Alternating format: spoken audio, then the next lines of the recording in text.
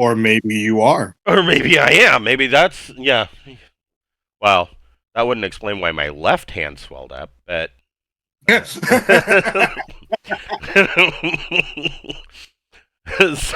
welcome to Braunhaven.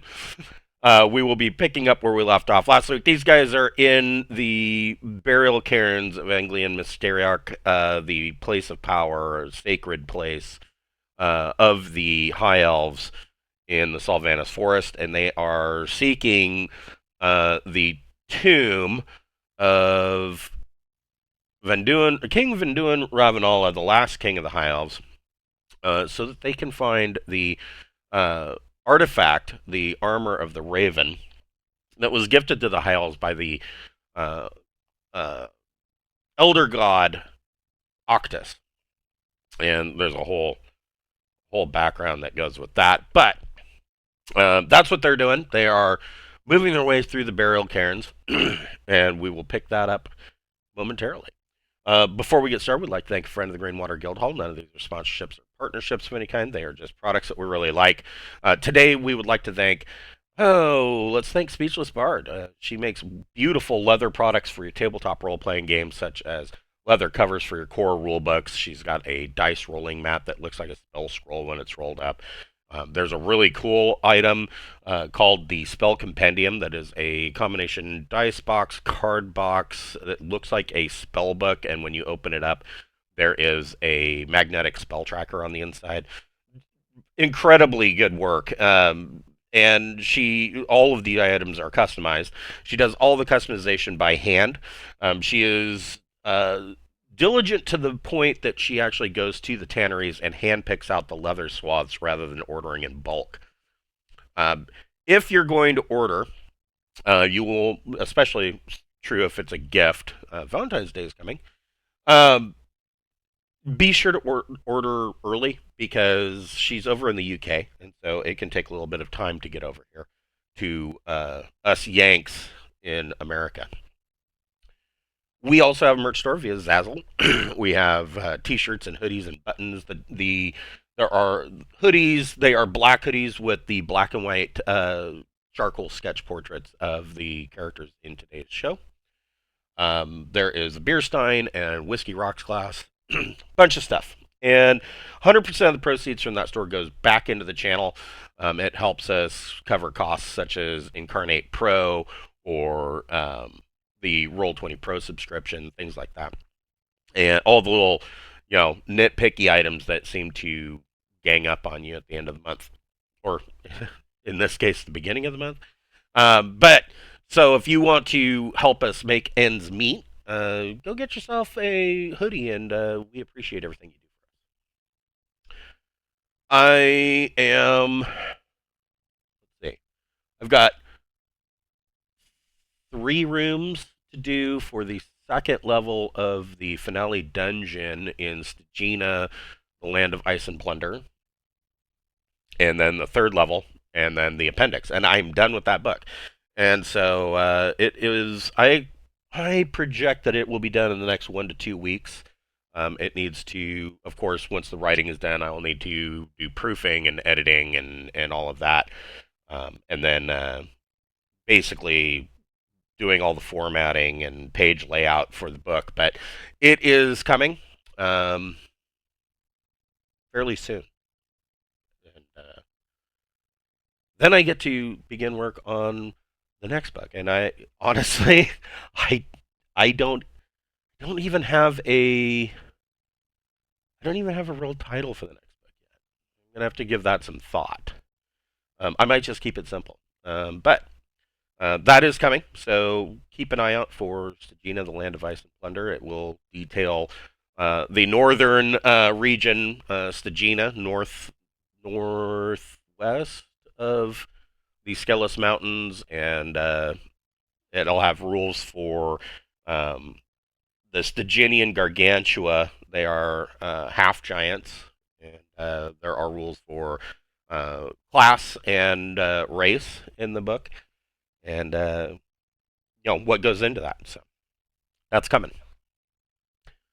So you guys just got done looking into this room, which was the tomb of Mirthal Thanarios, and he was a mummy. And you guys, um, I believe, Mavis turned him, and then you kind of trapped him in the room, and then shut the door and shimmed it shut. Where would you like to go from here? You can move your exploration movement rate in the direction you want to go. We did more than shim it shut.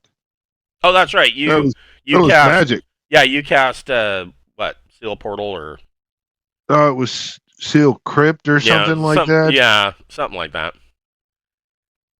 I can look up the actual name if it really comes down to it.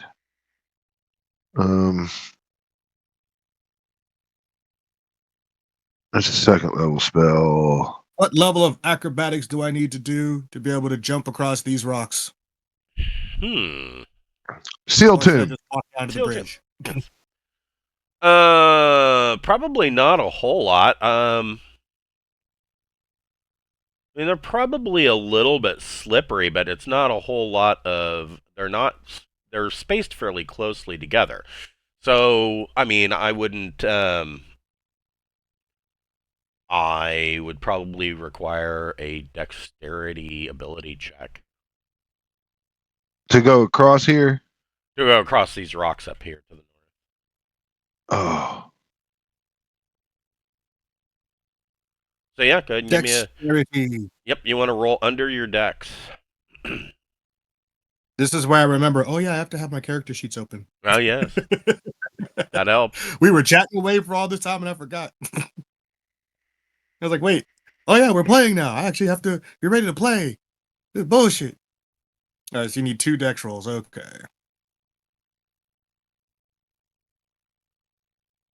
Dude, where's the thing? Boom. Let's see how we did. Under. All right, 7 is definitely going to do it. And I have. Does Mary even have scores? She wouldn't have scores. Okay. Yeah. So Jackson got the 7. Yeah, Jackson. It's under my cat. dex, which. Yeah. Mira's fine. Yeah. I would say Mira's fine. She's a cat. So yeah, you can move across those rocks. Go figure. I actually made my dex score with my horrible dexterity. Right. I didn't think that through when I decided to have him jump across water and make a dexterity involved roll. I think I'll ask Alora. I mean, Mavis can walk across, right? Yeah, Mavis has got the ring of water walking. Yeah. And if Alora will take Borman, Malachi, and Peppermint across with her magic broom. On the broom. For sure. Yeah. That should get us all kind of in this area here. Gentry. Okay. All right. You lost Gentry? What about me? Tough shit, Gentry. No. Where are you? I brought myself up. Oh, there you are. Yeah. I'm going to do the looking for traps on the stairs. Okay. And area kind of down in there, up to the door, I guess. Okay. And if everything goes out, I want to look for traps on the door. And then if it's not up, I want to begin the process of opening the fucking door. So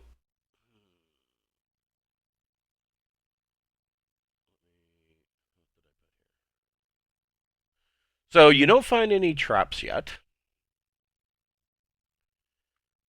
Right. Nothing on the door. Like I said, yet. Right. This door, despite the fact that the door is sealed with the same red clay that you see on the floor, you do see that there are several cracks in the clay, and there is some water damage around the seal on the doors, and it appears that this tomb is not as air or watertight as some of the other tombs have been that you've opened. All right. Does it have a name? There is a name in scrolled in Elvish at the top. Malachi would be able to read this. It is the Tomb of King Silvar Tormaris. Hey, that's our dude, isn't it? No. The way you said no, I was like, yeah. No. No, it is not. Dude. All these elven names sound fucking alike. Yeah. This isn't That the is guy. true. That is true. This isn't the guy, but maybe they just misspelled his name. We have to go in and look.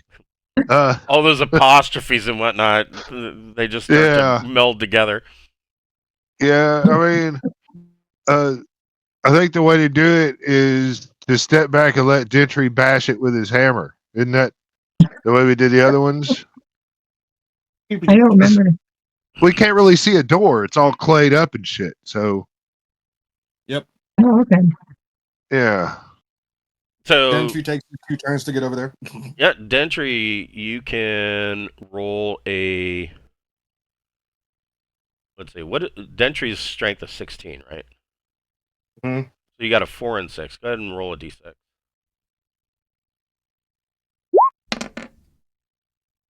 Yes. So Dentry opens the door. What door? Right.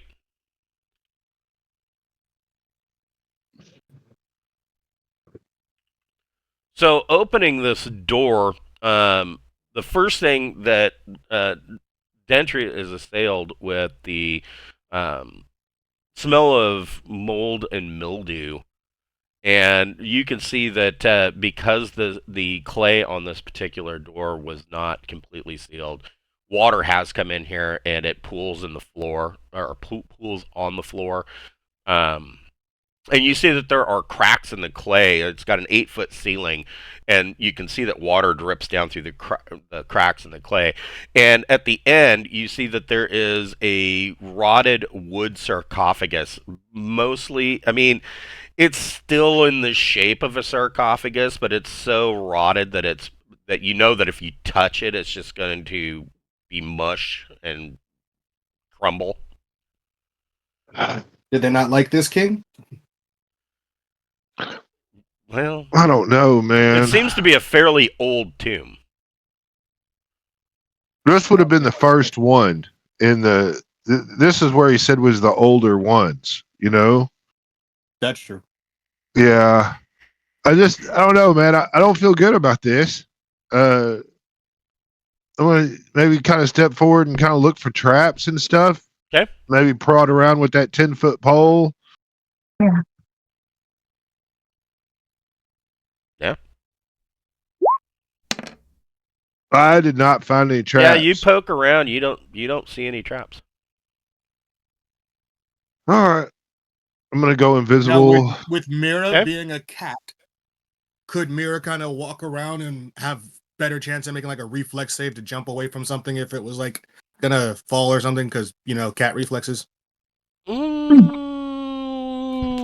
she doesn't have stats, so I don't know how to play that. Yeah, I would allow her to make if there is something. I would. Well, first of all, so Borman, actually, that's the Sleepy Joe face. So Borman steps in. He's invisible. That's like a ninja with the mask. Yes. Okay. So Borman, you get over. Did you, Jackson? Did you want Mira to go in and kind of poke around? Yeah, because then I can see through her eyes. Sure. You can move her expiration rate in.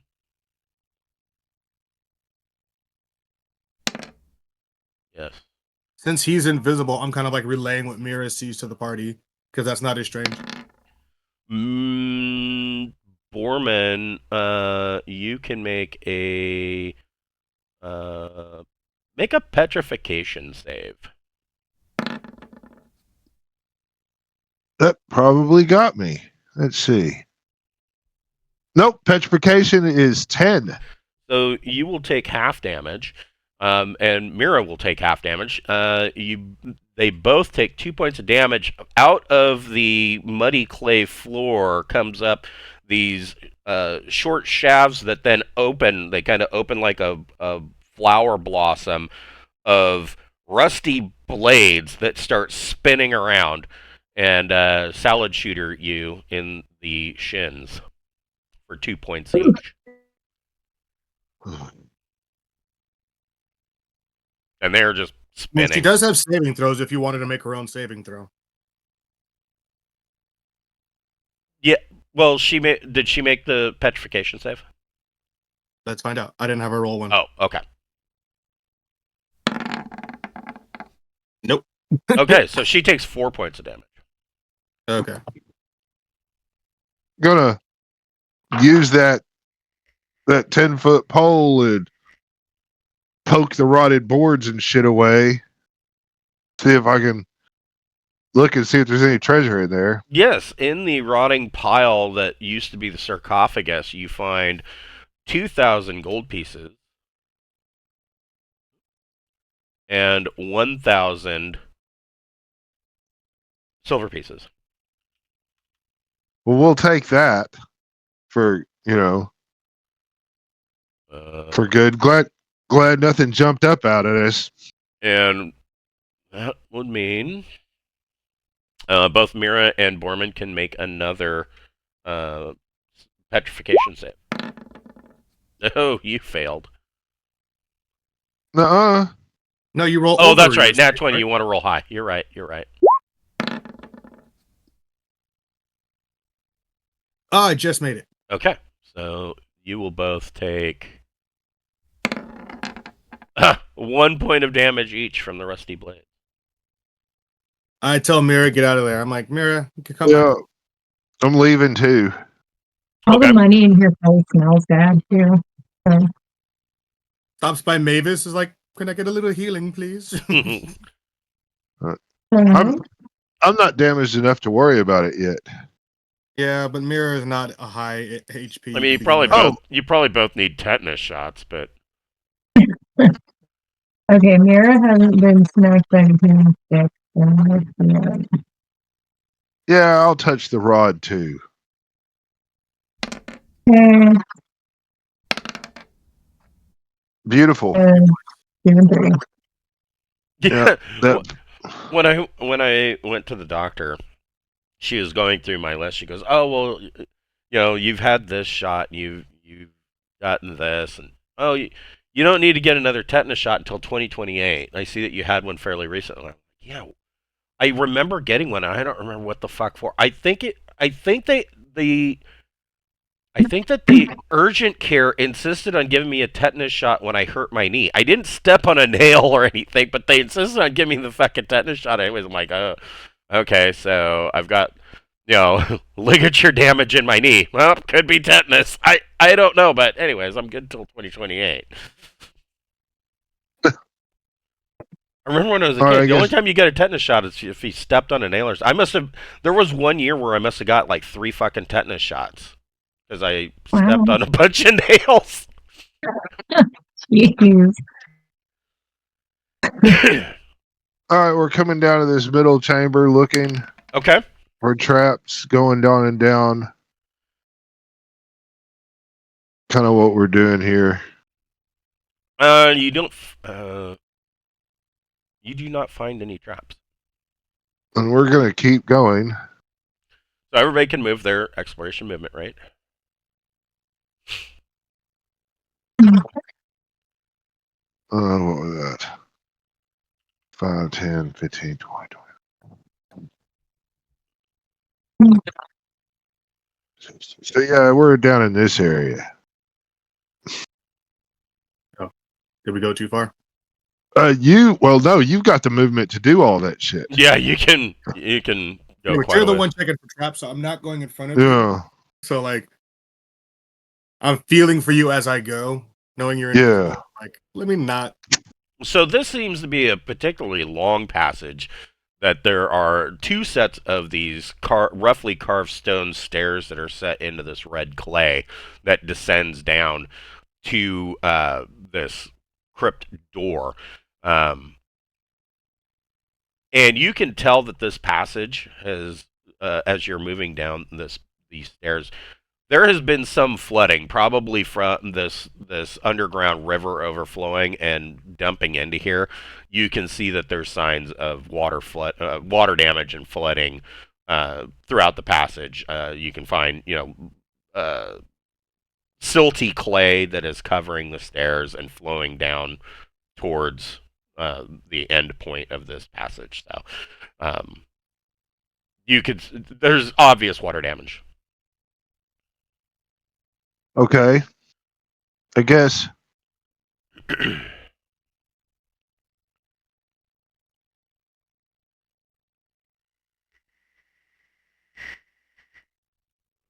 Now, look, here, hold on. I'll make myself a clay golem. Give me a few minutes, guys. Yeah. I'm gonna continue forward looking for traps. Okay. And then Malachi will be just behind him. Okay.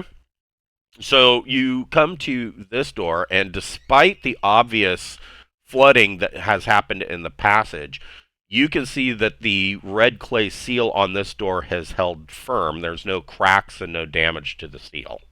There is engraving on the stone door that says that this is the tomb of King Tarathiel Arbane.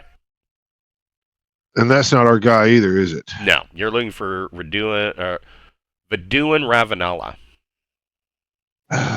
How thick would you say that these doors and all that are? I mean, the ones that we've passed before, we've kind of busted them open. They're wooden and clay, right? The doors themselves are stone, and there's like the stone cap, like you would see Right. in Egypt. I would say they're probably a good foot thick. Okay. So I've just been breaking the clay around the doors. I'm sorry, what was that?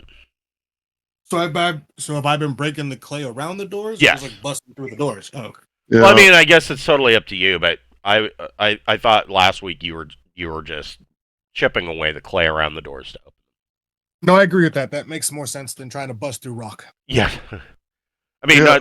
it's only a foot thick and, probably 6 feet tall, so I doubt that Dentry would have much problem. He'd probably just bust in like the Kool-Aid man. Well, I mean, if there's no traps, I'm going to call forth Gentry and say, hey, man, they might have misspelled this name too. Okay. Gentry, you can go on down there and roll a d6. It gives them a chance to be the front line. Right. At least puts him in the front, right? All right. So Dentry cracks the seal.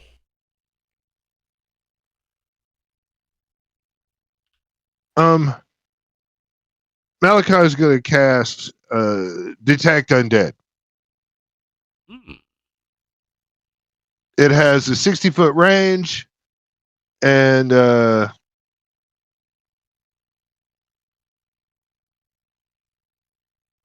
it'll be raised in flickering light if it's undead. Intelligent undead get a save. Okay. Nope, that's Deathlight. Sorry. I was reading the wrong one. It's 60-foot range, and the spell enables the caster to divine the presence of undead creatures within range. Blop. The spell indicates neither the precise location nor type of any undead detected, only their direction. Okay. And your foot of stone would block me, and this lasts 3 turns. You do detect undead coming from the sarcophagus. This sarcophagus. So the first thing that Dentry sees upon cracking up in this door is that there is gold inlaid tile on the floor. They appear to be like a white alabaster with a gold inlaid pattern that seems to zigzag through the room to the sarcophagus. So, like here, here, then here, here, until you get to the sarcophagus. The sarcophagus itself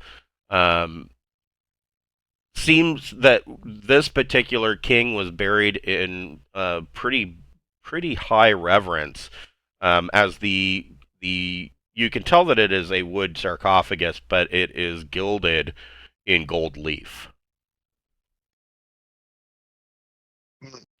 I kind of like to get Mavis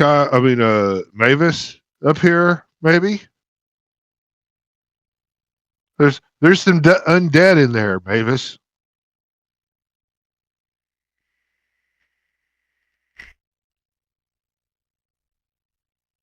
Okay. And then while she's coming up, maybe Borman can look for traps on the entryway there, and in theory would have. Yep. Yeah. You don't find any traps. All So right. does the thing have to leap out before I get a chance to turn it? You have to be able to see it. Yeah. Oh, okay. All right. Well, let's approach slow, I guess. Yeah. I got the holy symbol out so I can blast it Okay. right when it opens. Malachi will start right about here as that goes. I don't know about Samuel, Beast, Alora, or Peppermint, where they are when Mavis. Okay, Or, yeah. That's what I'm talking. yeah, Peppermint's all in there.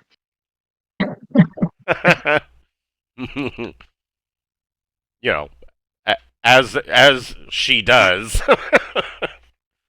Give me 1 second. I'll be right So back. Laura will watch behind us like usual. Because it gets Hell too yeah. crowded and make places to fight, really, anyway.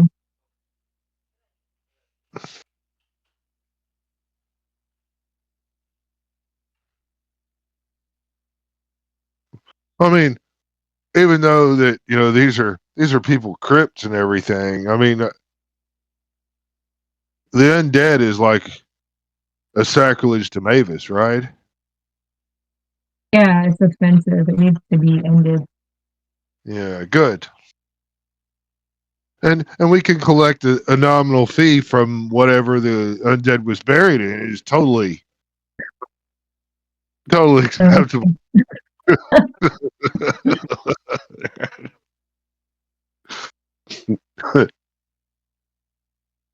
Borman's always got a reason to take somebody's money. It's Yeah. yeah, he'll make it sound clean and honest and wholesome. Is that what If he thinks he does? Mavis weren't so dumb, there'd be a lot of conflict. Oh yeah. What did you say, Brian? I said, "Oh, is that what you think you make it sound like?" Yeah, nice and wholesome. We're on a righteous cause, and taking nominal tax and fee. Why that's what the guards of the queen should do. And this is all part of establishing the right to say Alora is the queen of all of this. I mean, yeah. I don't make the rules. I just You just tell us about them. yeah. I just happen to know them all. Fair.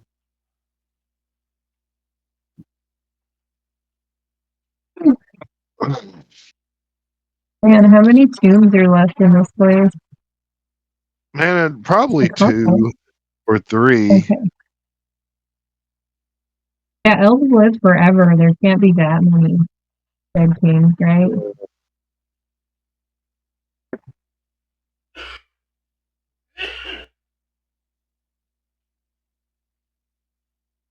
I mean, these are in theory the older tombs, which is what we wanted, right?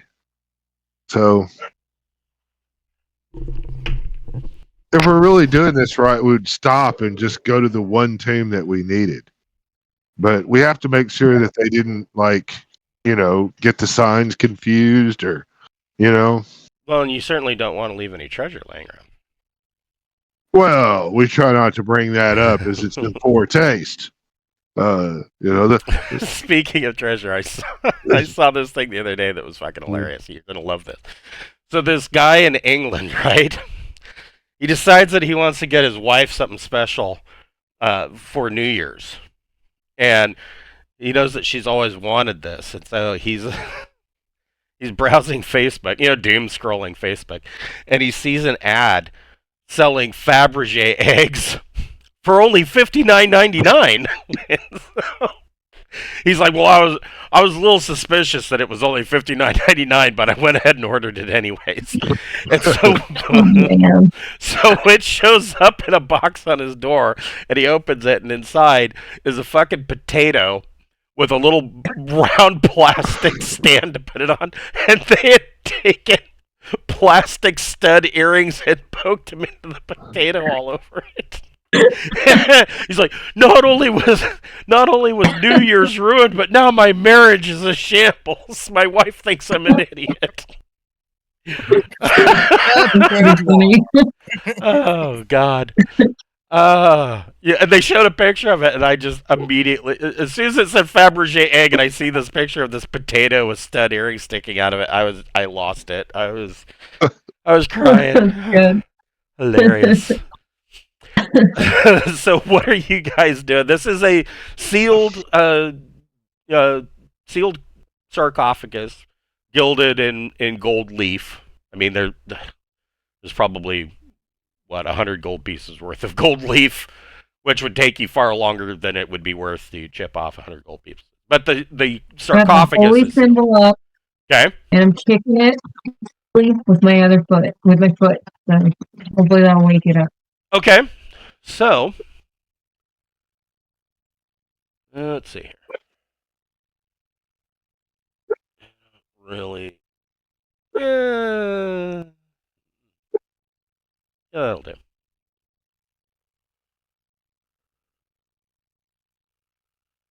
So there is indeed a guy in here.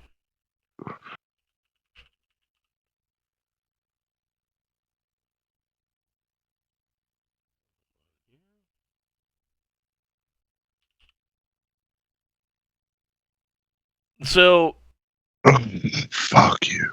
this, let me read the description real quick here, because I mean I know what I think he looks like, but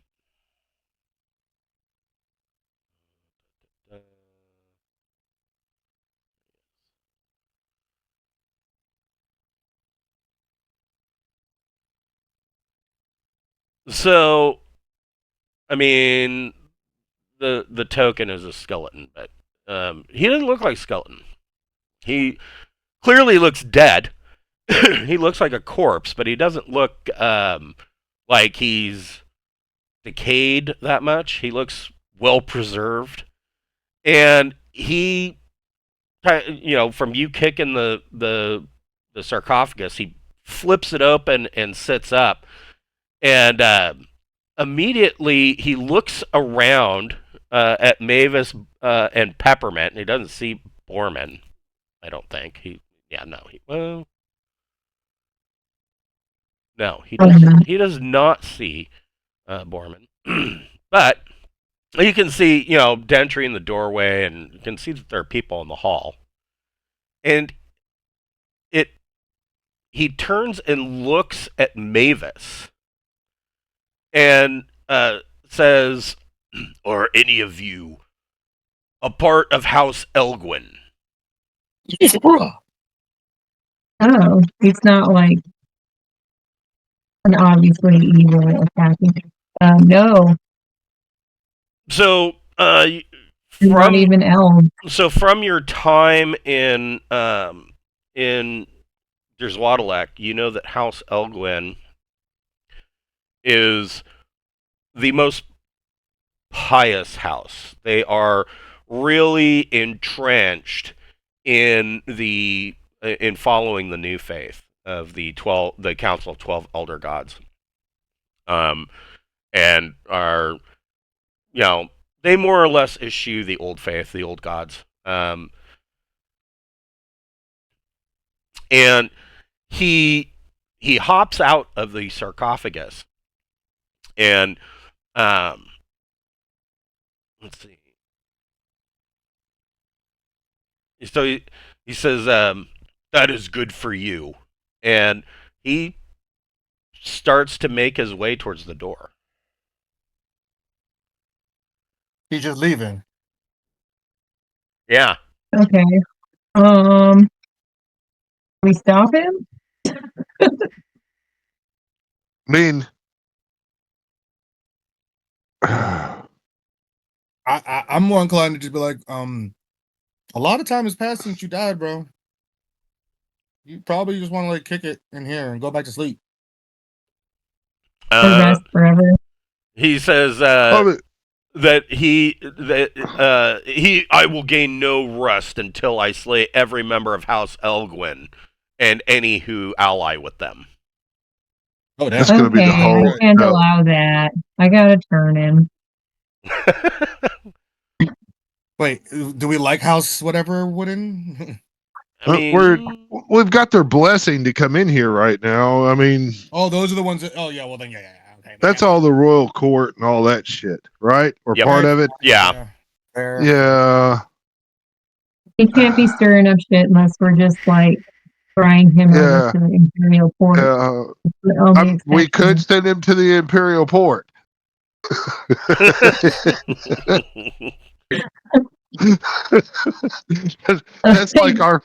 That's like our fantasy. There's this banshee causing problems that's a part of House Elgwyn at the Imperial Port. You need to go do something about that. Yeah. I hear they've all moved over to the Imperial Port. You should give that a try. I told my wife about Dr. Bocephus wanting to cut off the woman's broken leg last night. She's like, well, I'm not thinking that at all. I'm thinking that she can't walk with a limp, so I'm just going to amputate and give her a cybernetic. And you know the other leg's not going to match, so I'm going to have to take that one too. Yeah. Talk about an HMO. That's some shitty insurance. That's military medicine right there. Oh, you got a hangnail? We better amputate the foot. Take some ibuprofen, you'll be fine. I think it's 2d6 to turn, right? Yeah. Yeah, so you would roll every time. I have to look at this every time. I don't know, I kind of feel, I mean, I kind you of add feel... your level or some shit to them, right? No, it is, so let's see here. Turning... So you roll 2d6. Mm-hmm. Okay. I got 11. Okay. That's good, I think. I'm pretty sure it's good.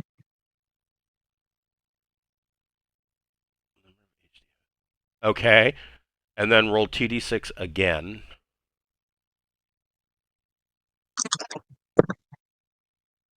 Seven.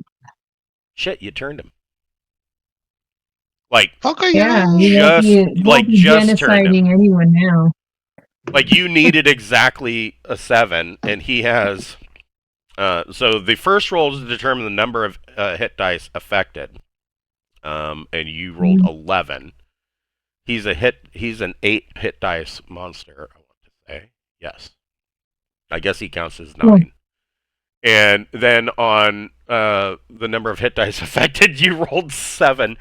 So... No, wait a minute. I mean, for simplistic rolls, I feel like their turning rolls are overly complex.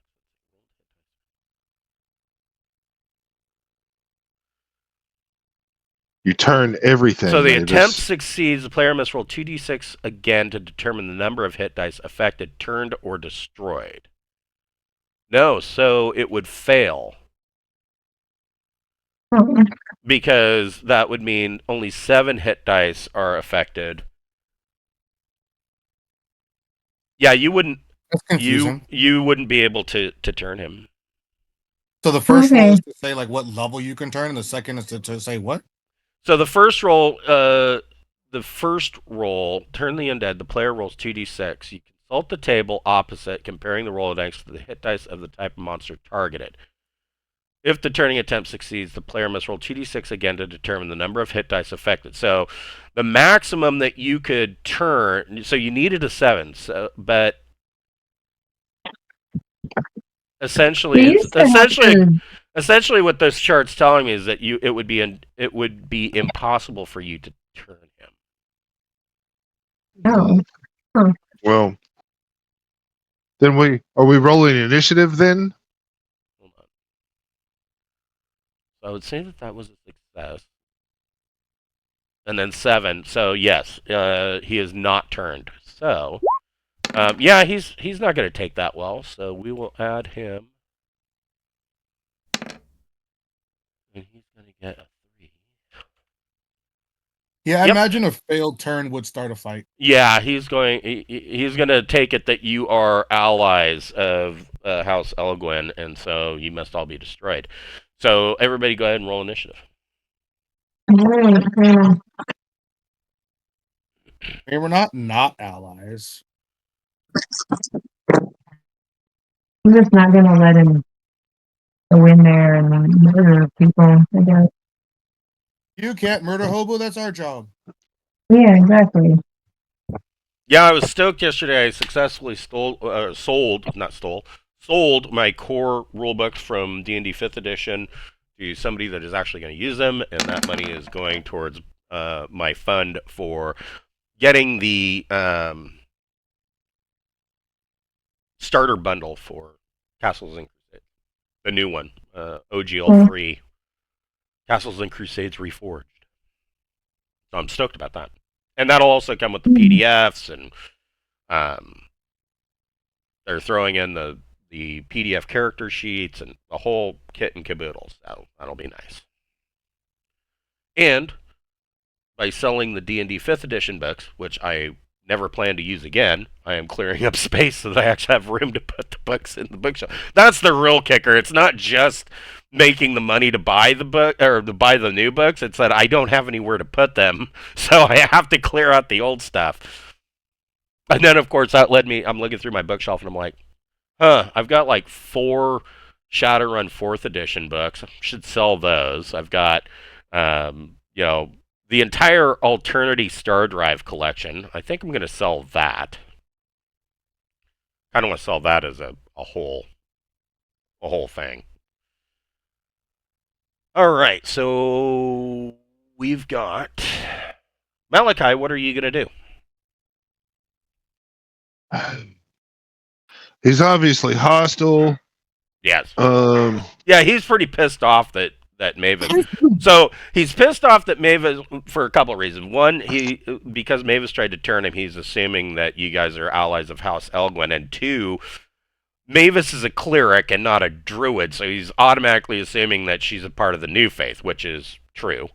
And so he's already clearly got a sour disposition towards, religiosity.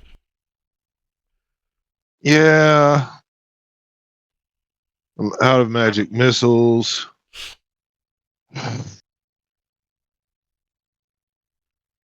I think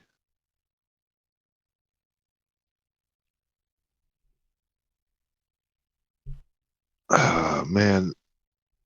Do I know anything about Revenants? Do I think that this guy is probably a spellcaster, or do I think he's just a creepy undead that's gonna? Yeah, you would. I mean, clearly, the fact that he is speaking and whatnot, he would be considered an intelligent undead. You know that revenants are reanimated. They're not brought back by by summoning or what have you. They're brought back by being pissed off. And so this guy was reanimated by his own desperate need for revenge. And that they have a singular purpose. They will seek out and slay a killer and their accomplices. And once that purpose is accomplished, they will dissipate to dust. But until that happens, if they're killed, they'll regenerate and fight again in 2d6 rounds. So this guy will just keep coming back. Yeah, and until his job is done. Well, how long until Davis can get another turn? So if you kill I get one crack at it. Yep. She gets one crack at it. If a revenant was an adventurer in life, they retain all of their class abilities, including spellcasting. Oh shit. Okay. 3 rounds after being damaged, they start regaining 3 hit points per round. Severed limbs will reattach. Can only be harmed by magical attacks. On a successful grasp attack, the Revenant's hands lock around the victim's throat, inflicting 2d8 automatic damage each subsequent round. We're gonna need to like secure this thing down as opposed to like trying to kill it then, because we can't kill it. We're going to have to incapacitate it, put it inside its sarcophagus, and seal it. That's what we're going to have to do. That Okay. that would be a way to, I guess, maintain it Yep. until the next poor son of a bitch comes in and opens the sarcophagus. You know, man, that's just not my fucking problem. That's somebody else. That sounds like a whole lot of somebody else's problem. Yeah. So let's start out by doing a light spell on it. A light spell? Yeah, blind it. Okay. So you're wanting to cast on its eyes. Yep, and then it needs to make some kind of save or it's blinded. It's blind. That's what I'm talking about, Papa. Mm-hmm. That seems weird, but it's blinded for the duration, and a blind creature cannot attack. Right. The only reason why I say that seems odd is because, I mean, it's undead. It's got a supernatural ability to seek out and track its prey, and yet it is blinded by somebody casting light or darkness on its eyes. Well, yeah. All right. So it's blind. Well, yeah. And so that is Malachi's turn, as he cannot move. Right, because after casting the arcane. Yeah, he's blinded by the light, and then it sends it, and then he nods. I sang it in tune, and it worked. Mavis, what would you like to do? I'm gonna go up and smack it because. Don't you have like a Mace of Disruption? I do. I can use that.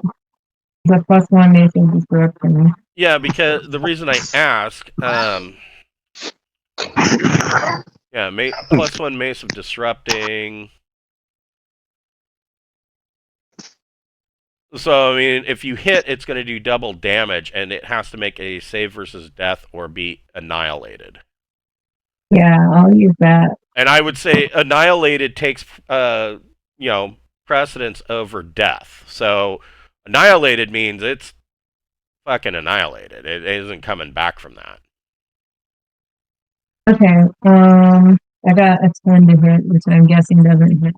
Oh, that sucks. Oh my god, you're not going to believe this. It does hit. But he didn't have any armor on. Yeah, right? He's all naked. Yeah, he's like the crow when he first climbed out of the grave before he got his before he went shopping at Hot Topic.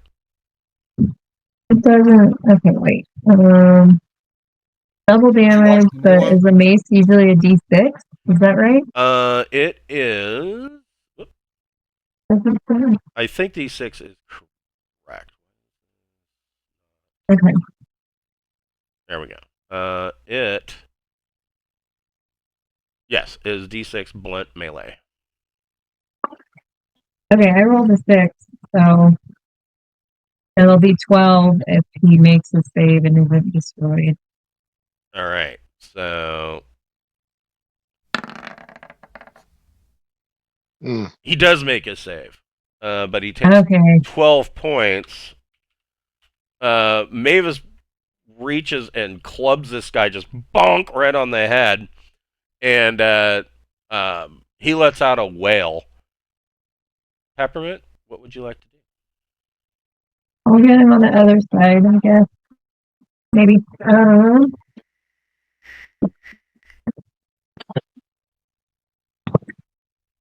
For an 11 to hit. Yes. Okay, great.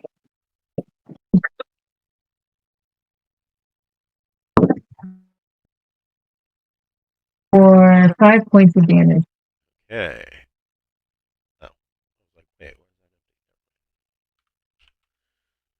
so Peppermint swings her battle axe and cuts a pretty big gash into this guy's shoulder.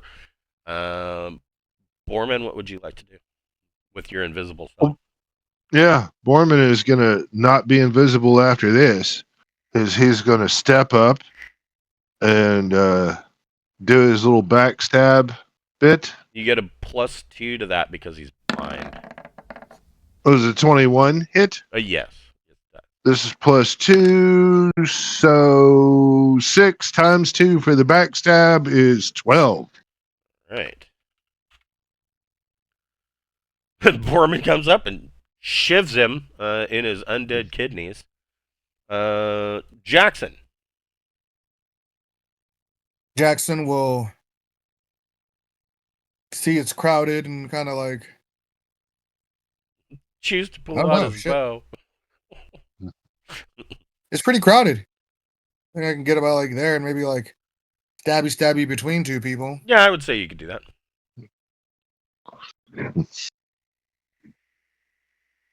Alrighty. Now is that like with my regular weapon or do I have to like have a reach weapon? No, you can use your regular weapon. You can get in there. Yay. Appreciate that. That's going to hit. And that's with your Vorpal, right? Like, does that decapitate? Yes. I would. Quick, get him back in the sarcophagus. Yeah, I would say that is decapitation. That will drop a Revenant. It may not work with all undead, but it works with a Revenant. So, yeah, you cut his head off, just swipe, and he's done. And Get then him back we're in the gonna coffin. Seal the coffin. Put extra stones on top of the coffin.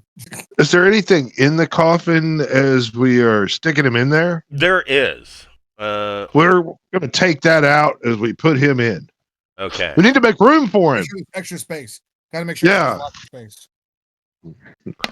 We're saying all this for shit. Mavis. He's gonna regenerate in 2 rounds.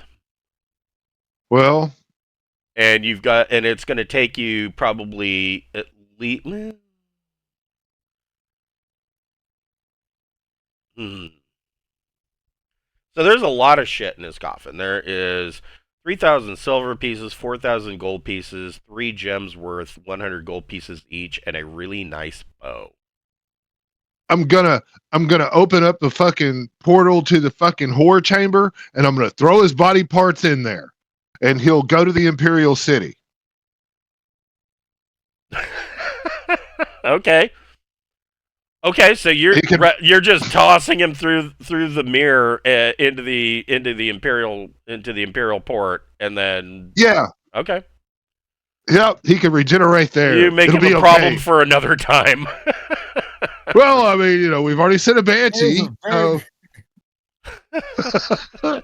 Okay. Man, the newspapers at the Imperial Port City are going to be fucking crazy. We are giving them again. Yeah. Their lives are no longer boring. There's all sorts of problems at the Imperial Port. I'm like they're gonna be like, is this the Hellmouth? Is that what we are now? Right? Yes. What's with all the undead? You've got to incorporate this when we make the switch over into 2.0. You know, right? All the undead that we've stuck in the Imperial Port have got to totally change the aspect of that. Right. So 4,000 gold pieces. Shit, that's me. 4,000 gold. 3,000 silver pieces. 3,000 silver. 3 gems worth 100 gold pieces each. That's not me. 3 gems worth 100 gold pieces each. And there's a really, really nice bow.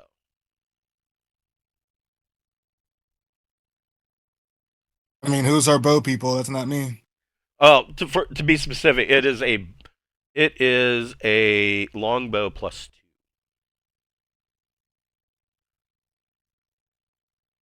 Plus what? 2. Yes. Right, I know. I think he froze for a second. Plus what? It's a longbow +2. Oh, that goes to either Samuel or Peppermint. That's the peppermint thing. Samuel's got a crossbow of accuracy. So I have a +1 longbow, so +2 would be an upgrade, unless it's cursed. let me take a look. And I mean, I got the crossbow of accuracy weapon because setting. if I'm going to use ranged, it's going to be from like way far. Well, I mean, longbow's what you want for that. Mm-hmm. I pick it up, and then do I go insane or have something bad happen? no, it's just it is a genuine longbow +2. Clearly of elven Excellent. make. Oh, nice. Hell did yeah. you uncurse me? I'm sorry? Not till the morning, man. Can't do it till I wake up this and Gentry is say still, a like, prayer for my new Whereas spell. he's got the okay. I am still Well, using the cursed weapon then. we could take a nap in here now that we got rid of that revenant. Well, sure you could. I mean, A long rest, or I think we're just stuck with it for the day. you guys have only been I don't down wanna here sleep for in like here. you've only been up for like you've only been in here for like 2 hours. All right. And we well, rested Let's before we keep came in. going. Huh? Yeah.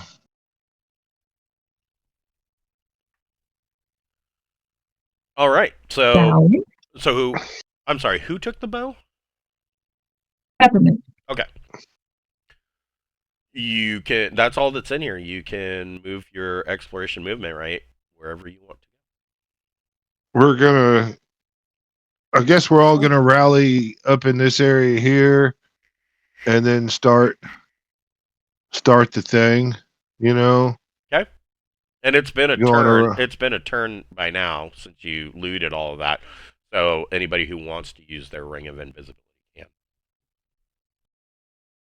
All right. I'll wait till we kind of get in, but here's a door down here. I'm gonna look for traps, the stairs, and all that. Okay. Gentry will be invisible now. Going.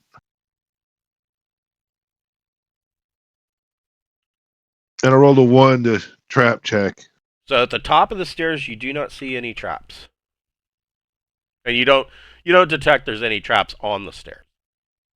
All right. Well, I'm going to come down and inspect the little down and door area and all that. Yes, there is a pit trap right here, Mhm. and kind of poking at it, you see that it is a 10-foot by 10-foot concealed trap door and a 10-foot deep pit. That the bottom of the pit is lined with punji sticks. Mhm.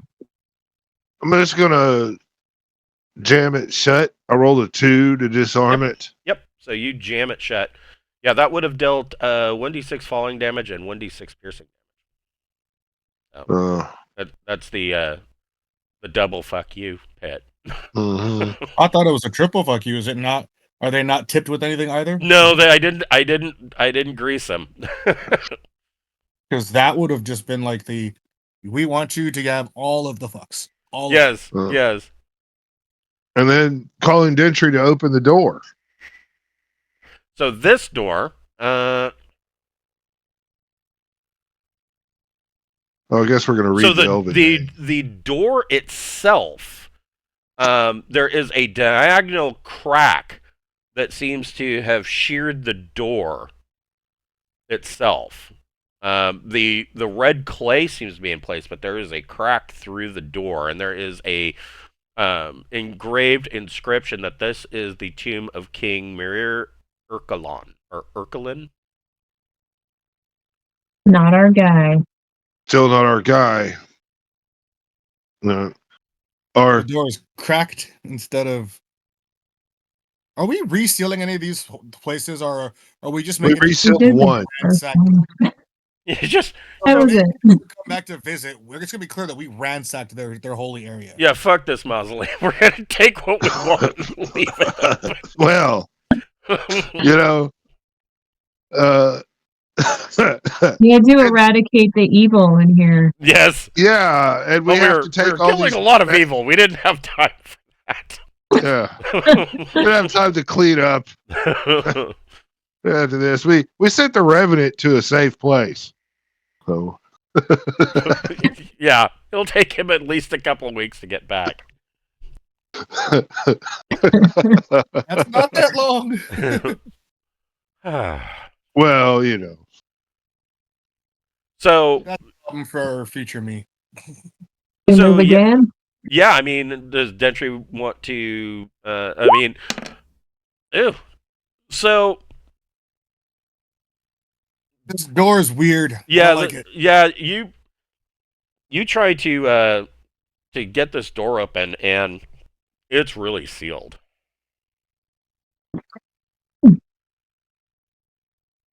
Oops. Okay. I guess Borman will try it with 15 strength, Okay. and I got a 5, so that probably Jackson didn't do updated it. with a 14 strength.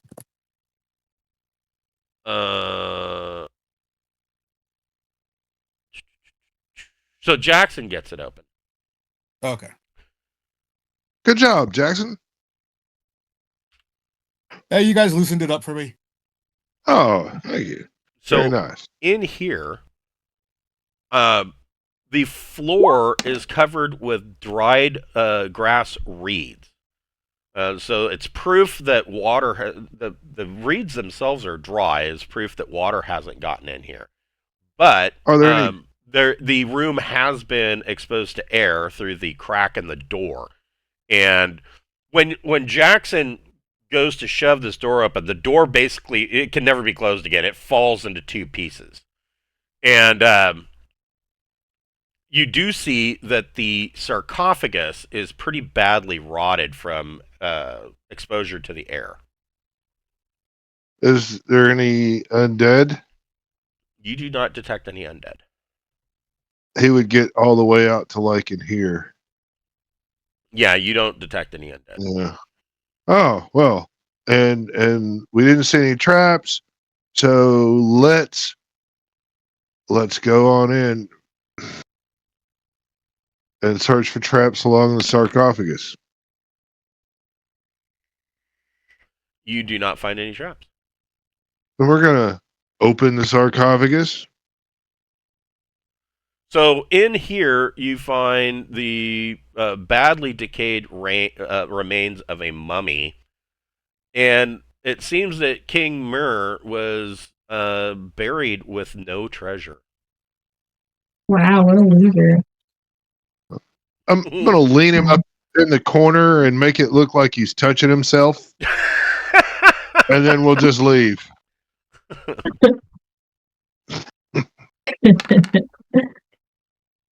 Okay. Yeah. Y'all better not look in there. He needs some private time. So at The this afterlife doesn't mean you don't have any fun. right. Yeah. So at this end, the southern end, you see that this underground river falls into a another waterfall tunnel, and you can hear the rushing water as it goes over the edge, but you don't hear it hitting bottom. It's falling a long way. But Borman does find another passage to the west. Looking for traps all going on down. You do not find any traps. All right. Then I guess we're going to look at the name up here as everybody kind of gathers around. Okay.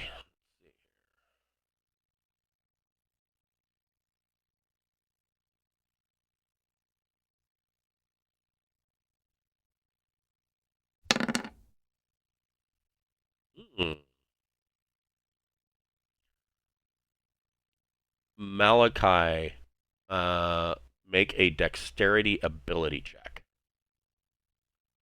Okay. He made it. Okay, so this clay in here is this whole thing, of course, is sloped, leading down. Hence why the river is flowing this direction.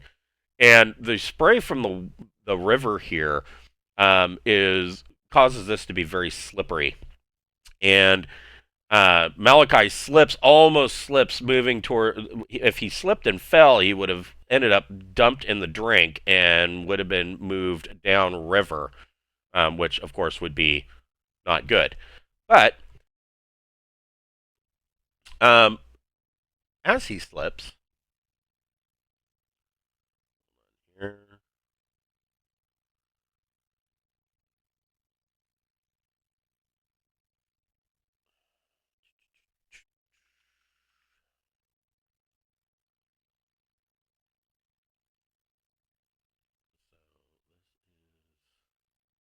Malachi's got 13 decks. you know, taking note that Malachi slipped, you do notice, and Alora notices there is a whirlpool right here. And as he slips and scrambles up the clay, this whirlpool seems to start to spin faster. And Okay. it. Is there an undead in that direction? There is not. Okay, good. Yeah. I got a couple turns of that shit, so 3 total.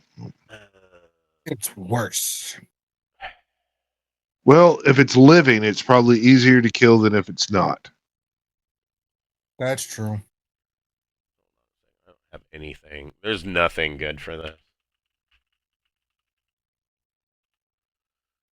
So I will just steal one. That's kind of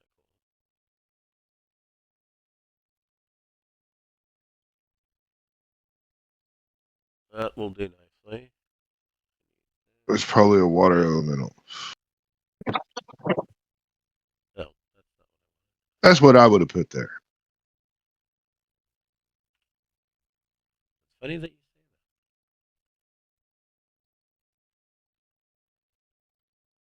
say that. There we go. This.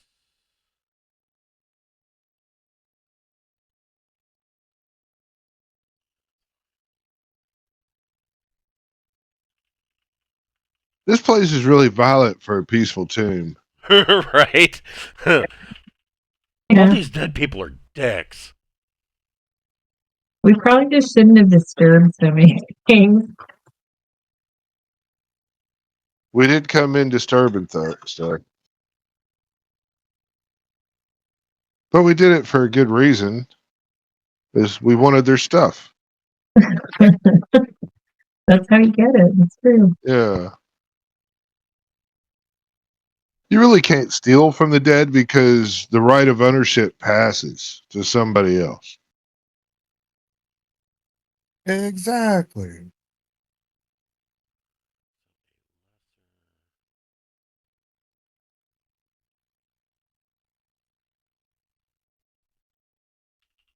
Okay.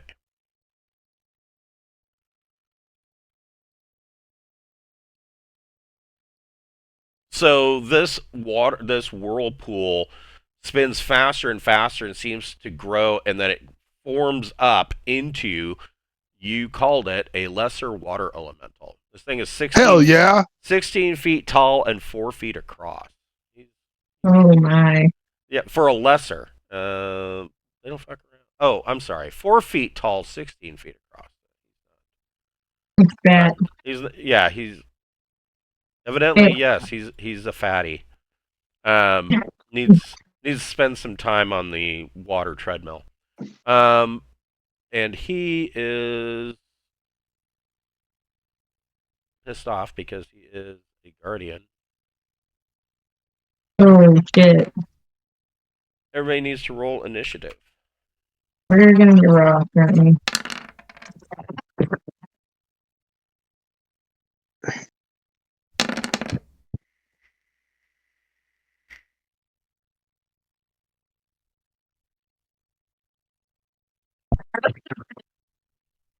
So this is one of the things that's interesting about some of the monsters from old school D&D. Water elementals. So in like for instance 5th edition, you might have a water elemental that would form from a body of water, be it a fountain or whatever, right? But that was really the only stipulation. No, old school, they have to remain within 60 feet of water, which I think is interesting. Makes sense. Makes sense. Within reason. I mean, like 60 feet's a Sure. bit close, but you know. Yeah, 60 feet's they're not completely neutered, but they have to stay within 60 feet of water. All right. So this thing forms up. I would say everybody roll a d6. We're gonna see D6? just roll a d6 for each character. We're gonna see who is surprised by this. So I got a 1 none for of somebody. Brian's are surprised. Who got the 1?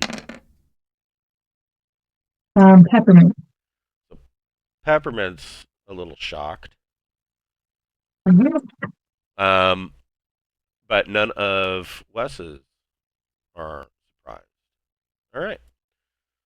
So, Borman, you hear the exclamation of gasping from Peppermint behind you, and you can, of course, hear this whirling of water.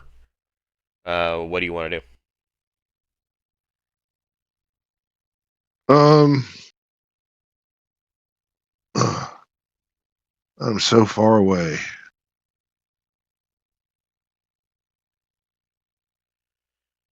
Well, I could charge right up there, and then it's right there. Yeah, all right. So I will come forward to right here and throw my hatchet at it. Okay. They do have mundane damage immunity, so they can only be hurt by magical attacks. That axe is magical. That's about. Does 16 hit? No, it does not. Your axe does hit, but it doesn't seem to do any damage. It goes through the water, zips out, and comes back to Borman's hand. Wonderful. Peppermint That's my is turn. shocked and surprised. What does Mira want to do? Mira, I tell Mira to back up. She can't hurt this thing anyway. Okay, yeah, that's true. She doesn't have magical attacks. The water elemental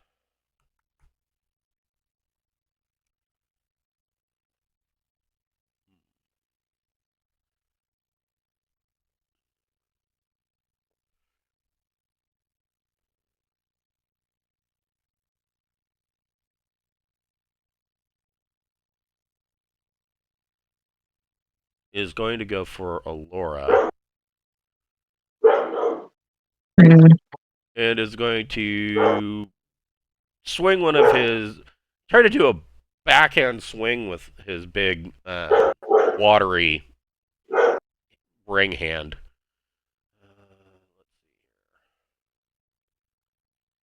Damn. Okay.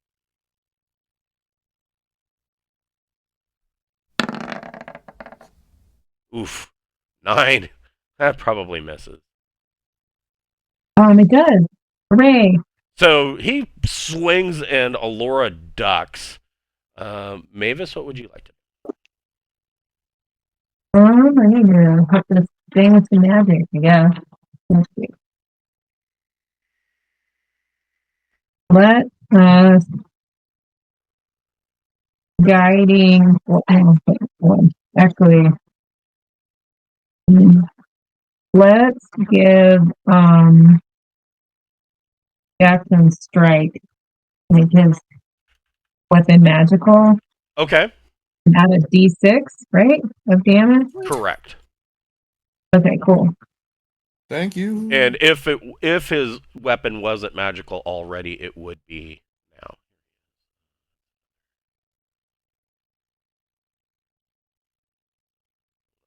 Calculating.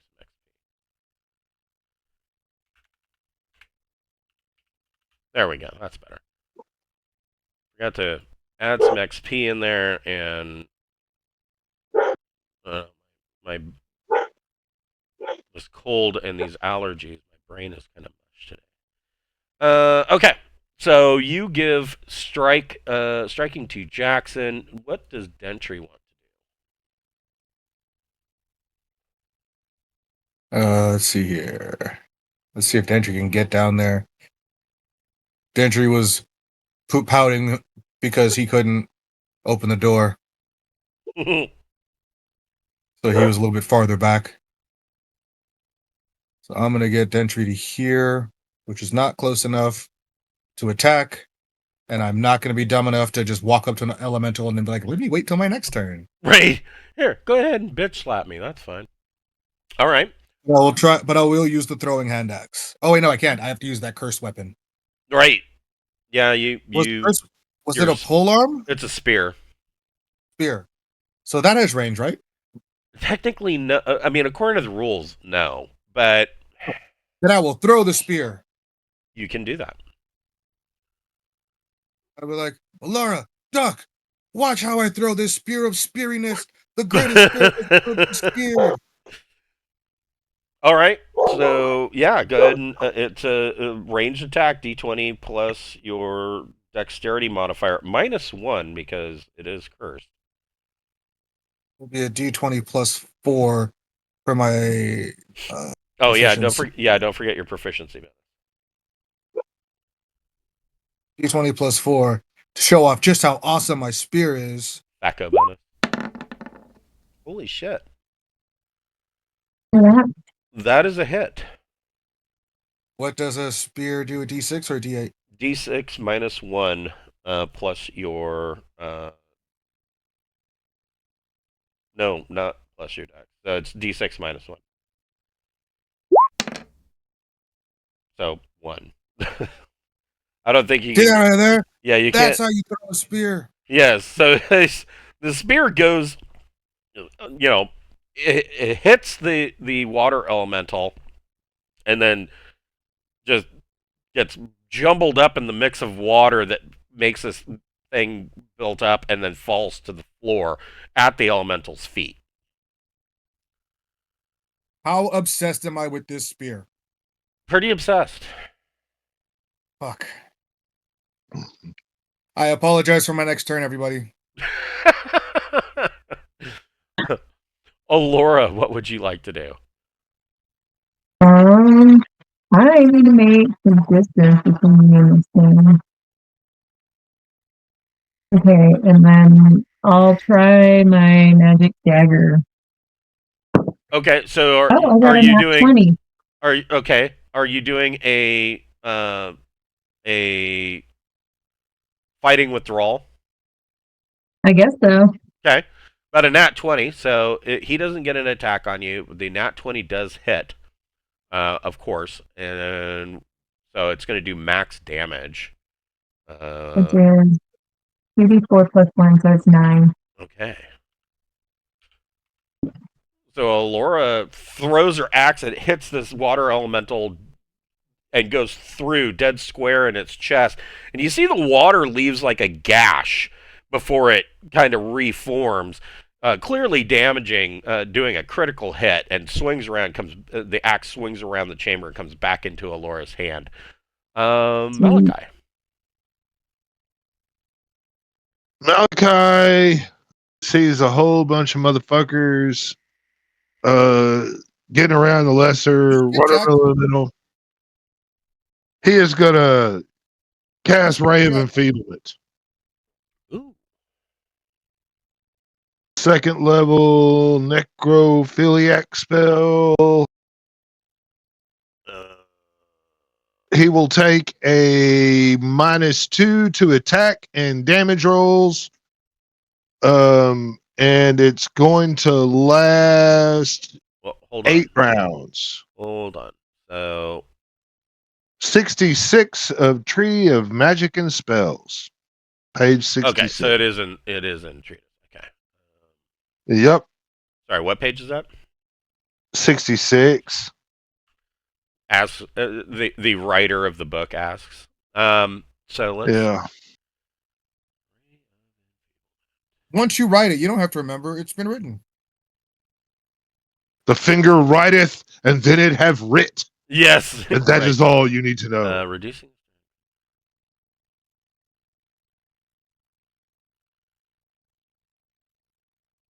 Yeah, no save, Oh, man. must just make do a it. ranged attack to aim. So, you need to roll a d20 plus your dex modifier, and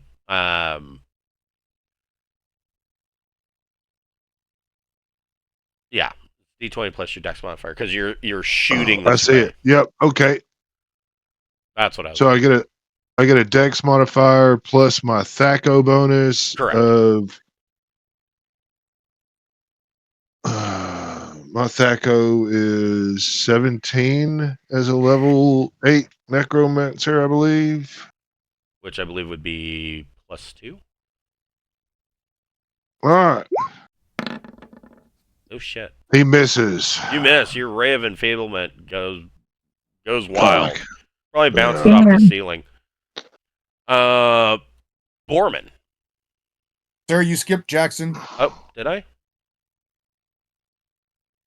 He was supposed to go after Dentry through his spear. That's right. I'm sorry. Go ahead and have Jackson go, and then Borman. I was like, something's missing here. Yeah, I don't know how we did that. You know, my characters, they're damn near the same. What would Jackson like to do? Jackson's going to walk up on this thing because that sounds like a great idea to do to a giant swirling death water thing. Yeah. And I will just swing with the Vorpal because it's what I. Is this thing going to steal my weapon? No.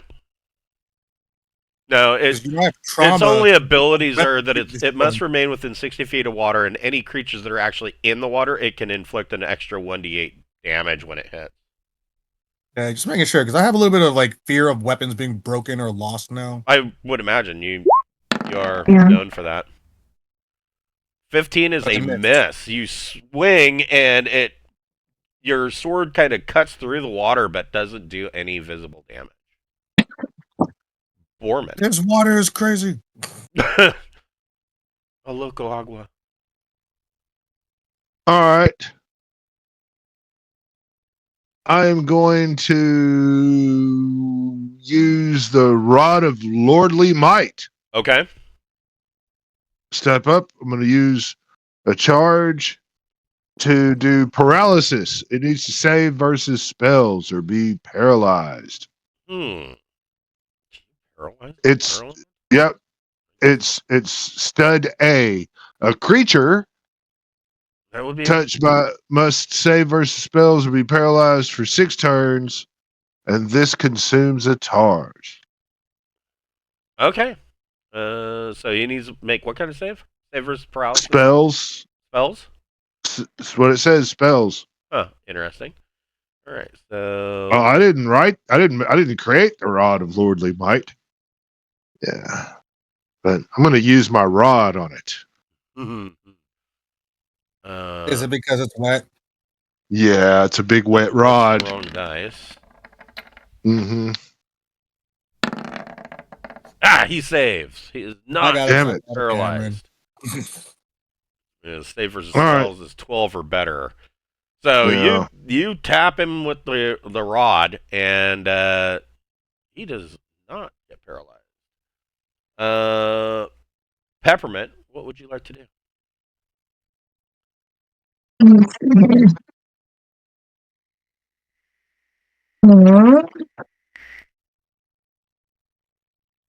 I guess I will attack with my battle axe. Sure. It's magic.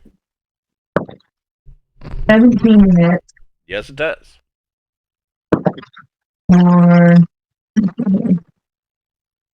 for 8 points. Nice. So Peppermint brings her axe down, and if this thing had arms that could be cut off, it goes through the arm, and the water kind of just reforms. It would have lost an arm, but being a water elemental, it did not. Mira, what do you want to do? Here, staying the hell away. Okay. The lesser water elemental is going to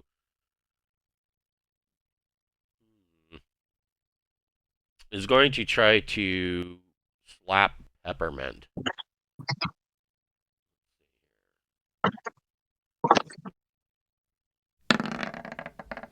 18. My AC is 17, so Yep. it hits, right? So Okay. he smacks Peppermint for 8 points. That All right. big probably hits her right in the belly, like a belly flop in a swimming pool, just whap. Oh, So now she's wet Oh. and all red. Mavis, what would you like to do? We're gonna do a guiding bolt on the water elemental. Okay. Yep. Go ahead and roll your damage. 3. 3. Yep. Okay. So then, no. He fails his spell save. So the next attack on him, he's all glittery now. So that the guiding bolt slams into him, and the water, he's now all sparkly. Dentry. my spear! I'm gonna dive that to the bottom of the elemental to try and retrieve my spear. Water be damned. Okay, so you you retrieve the spear. That's what you're doing for this turn. You are prone. Jackson, Did, what would you like to do? did I grab the spear? Yes. Jackson's gonna be like, you idiot, and pull me out. Okay. So Jackson's gonna go back 5 feet, and if you would be so kind as to move my token back 5 feet, Yes. I put it under the token. Yeah. Thank you. Oh, you fool! But the spear. So Two you characters. Dentry Turns dives, grabs the spear. Jackson reaches it, grabs his ankle, and yanks him back. Alora, what would you like to do? Peppermint's looking all hurt. I think I'll do a cure light wound Okay. on her. Sure. Cool. Okay, I got 7 back. That's awesome. Okay. Malachi. Well,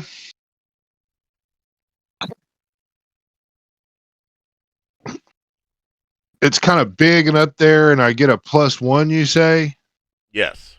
because no one swung at it. Right. And so I can do the acid arrow. Let- Which is on page Yeah, I know it's in here. I know what you're talking about. Let's see, that's a magic user spell. yeah, it's level 2. Acid arrow, page 54. Yep. Yes. So that's another ranged attack. Yep, but I get to do a +1 Yes. extra. So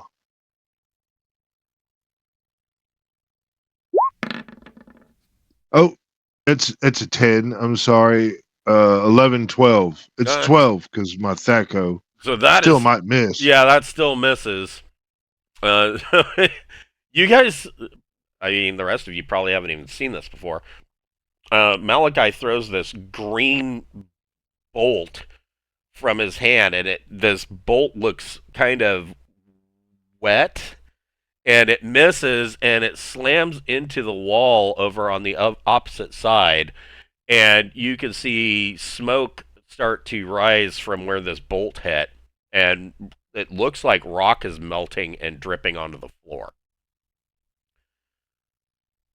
Borman.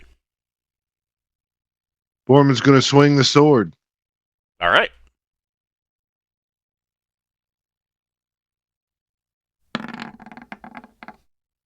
Does a 14 hit? It does not. Yeah. So you swing and it kind of blocks, it slaps your blade away with its big, clubby, watery fist. Peppermint.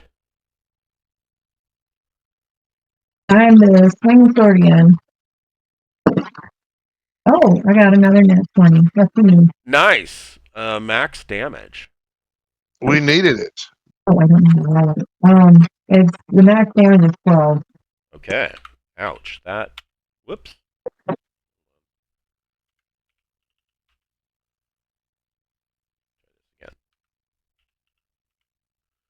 So, yeah, you really drill into this thing with the axe. I find this weird, but I mean, it's an elemental, but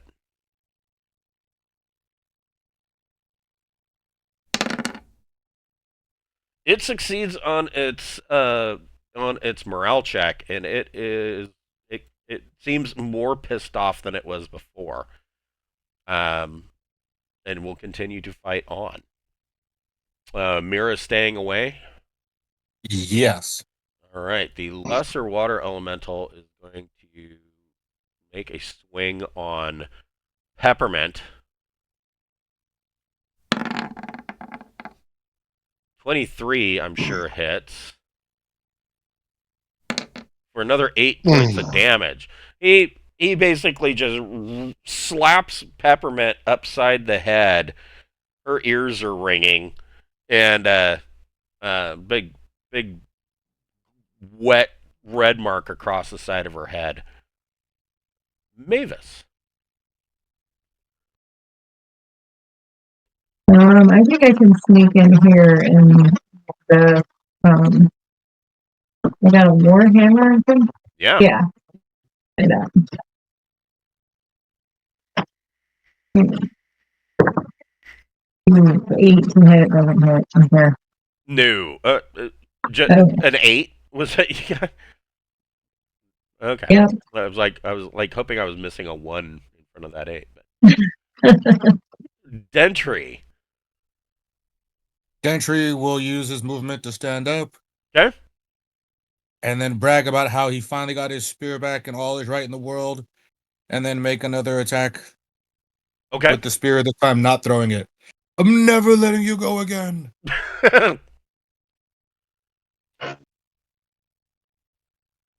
Not. Okay, there we go. Sorry. I was like, come on, dice roller, do the thing.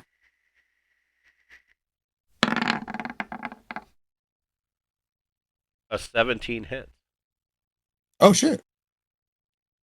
That's a D6 minus 1. Oh!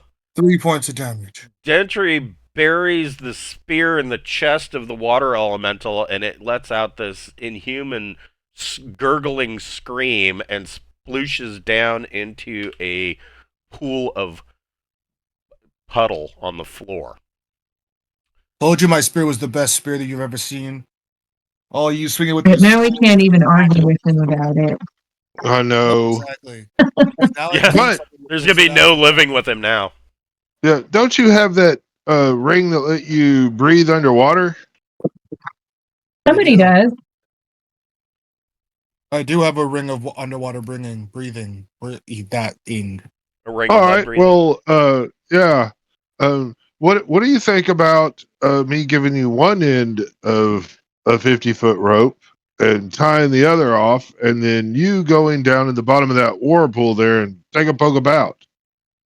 I mean, I did kill it, so it's only right.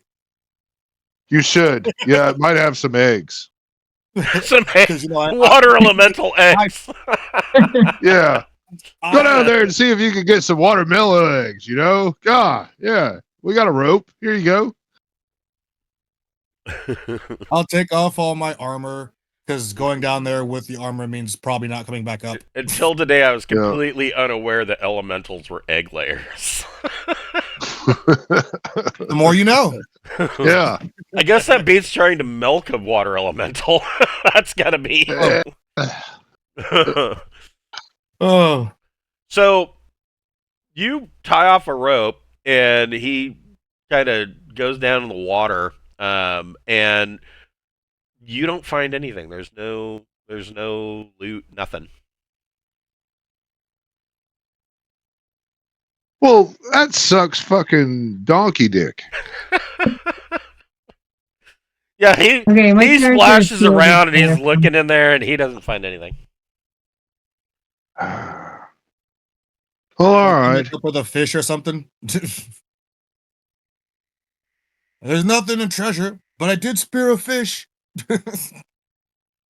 That's the real treasure. Also, the friends Yeah. we made along the way. Yes, the Yeah. friends you made along the way is the real treasure. We've sent them to the Imperial Port You can where they're waiting on us. Yes, the fish. You can with your exploration movement rate. I'll be right back. Are we going down there? Yeah, I didn't that's, open that. we didn't even really look at the writing on that door yet, did we? No. I think we did it. It's not the guy we're looking for. Did we go in here? I thought the elemental came before we went in. We haven't gone in yet. interrupted Yeah. us. Yeah. Rude fucking monster. And then it didn't even have any treasure, and that's blasphemous. I mean, if you want me to walk along the bottom of the river, I can look for more. Uh, There's No. nothing. It's they just won't get annoying. anything. Yeah. Oh well. It's, I don't know. Back in my day, everything had treasure. But these days, monsters don't have treasures anymore. They just have difficulty levels. Ugh, the world is turning terrible. So this door, the red clay seal around the door is intact, and carved in the Elvish script above the top of the door, it says the tomb of King Vuduin Ravanala.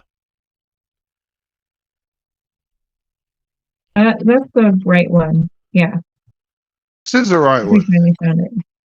Yeah. Will someone roll a d6 while I check for traps? I'm taking a leak and I'm not at the button. Eh? So I did not find any traps. You did not find any traps. Yeah.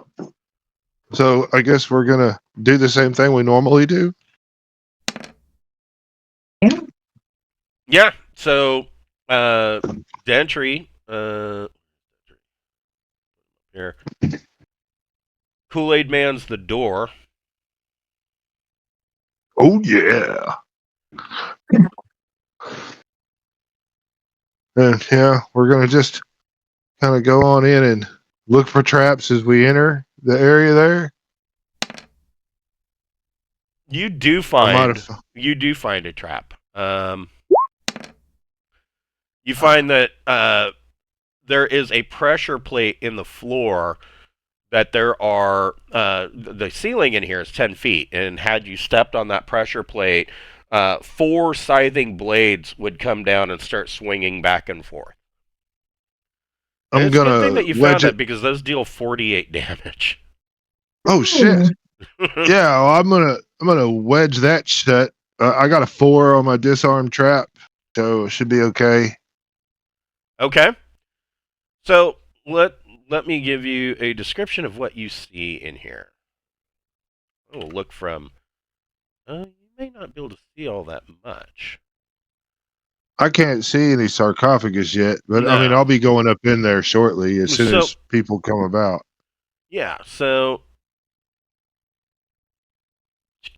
Wait, oh, somewhere in there then?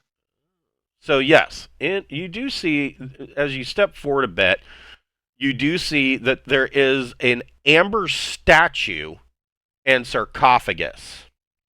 The statue is the sarcophagus. It is standing upright. It is a massive sarcophagus that stands upright.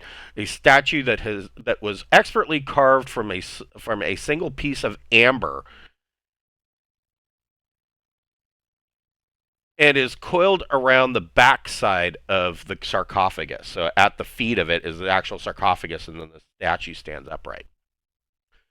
The sarcophagus itself is molded from 2 solid blocks of gold. It is not gilded wood. You can tell just by looking at it, this is solid gold. But more importantly than that, It's hard for me to think of anything more important than that. Like this armor, maybe. Oh, but there is. There is something. A monster or something is an obstacle. It is not more important than the gold. Let's see. Is there a good picture of this? Really? I mean,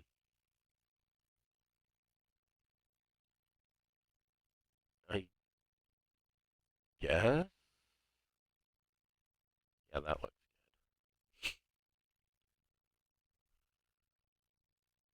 right.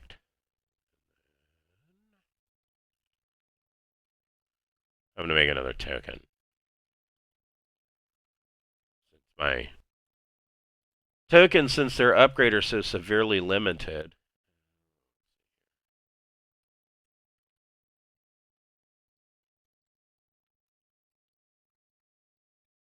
Is there an undead thing about to come out? No. Okay.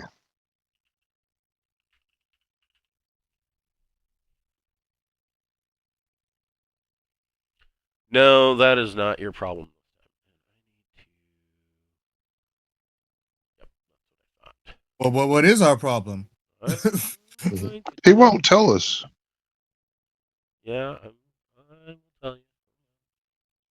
It is a mystery.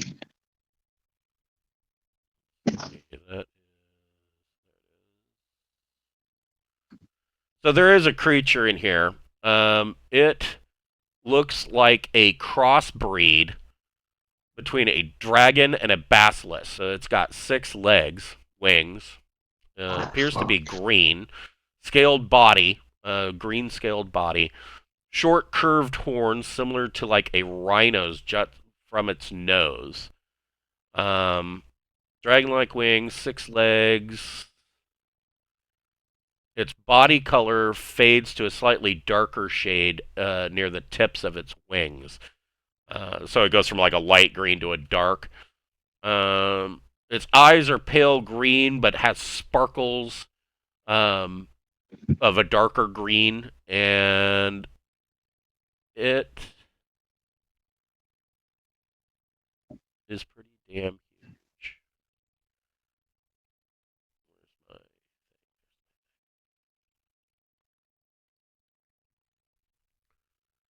This. He has a name.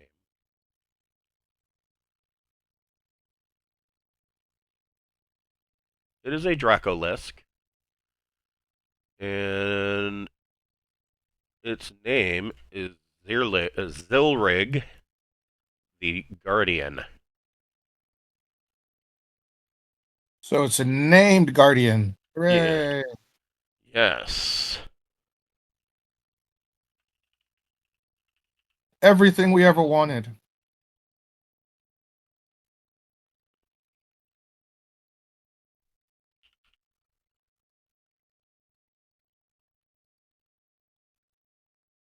And it is the guardian of the tomb.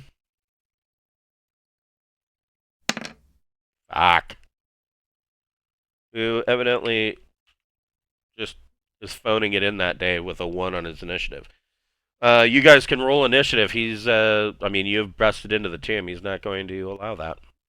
He's Green Dracula's guardian of King Ravanala Vuduin's tomb, rare crossbreed of a dragon and a basilisk that gains almost none of its draconic parents' intelligence. It has an intelligence of 3.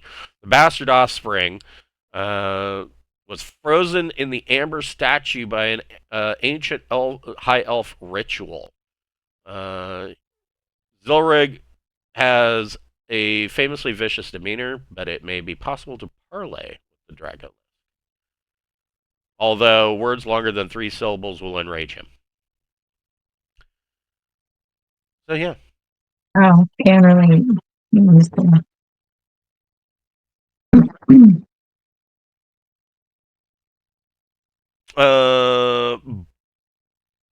Borman and Malachi roll a d6. All right, so neither one of you are surprised. Probably a little shocked, but not surprised. I'm surprised in real life. I didn't expect this from here.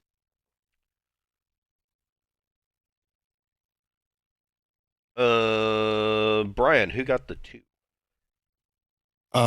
Those were the initiative rolls. I forgot to do that. Oh, okay.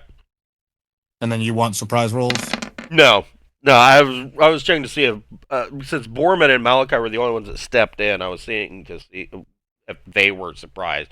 The rest of you are still out in the hall.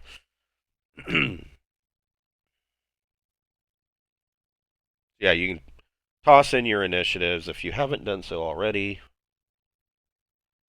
I'm good. Redo the stack. Damn it, Mira, stop getting great rolls on stuff where I'm like, I don't want you in here now. Right. So, Borman, what are you going to do? I mean, this thing, like, looks at you and kind of sneers. Well, first of all, okay, so he has to actively do that. Okay, so what's Borman doing?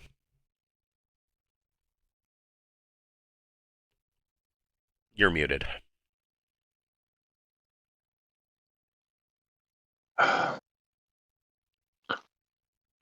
Borman's going to turn invisible. Okay. He's going to turn invisible, and he's going to head this way and hide in the corner for a minute. Okay. He'll be like, "Oh shit! It's fucking dragon basilisk thing." You gotta pull a I'll Frodo. So it says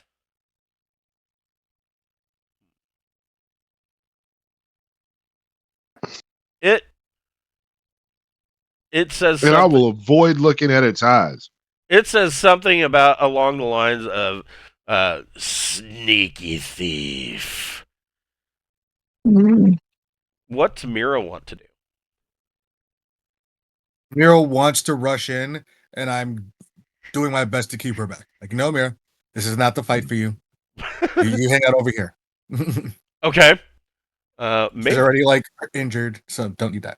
Mavis. Let me see. 5, 10, 15, 20.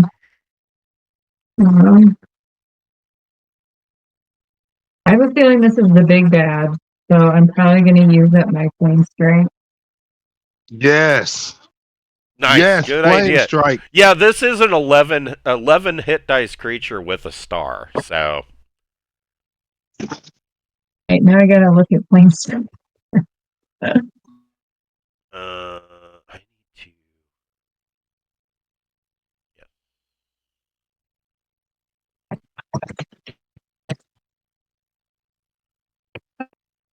Once again, you guys are racking up the XP. Well, we got to survive. Well, yes. You know, but there is that, yes. Flame strike. 1d6 damage per level. Cleric. Okay. Yeah, so you're doing what, 8d6 damage, and then let me pull that up. Cleric spells, page 35.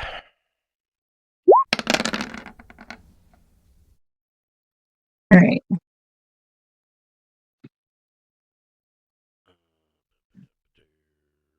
Not bad. So he gets a save versus spells for half damage. Holy shit. He better cross his claws. 10 or better. 9. He's going to take Oh. 30 points of damage. Oh, holy shit. That's a good opening move. I don't have any more of those until tomorrow. So Yeah, everybody fight well. that's your one your one um your one nuke. My one level 5. Yeah. Already won.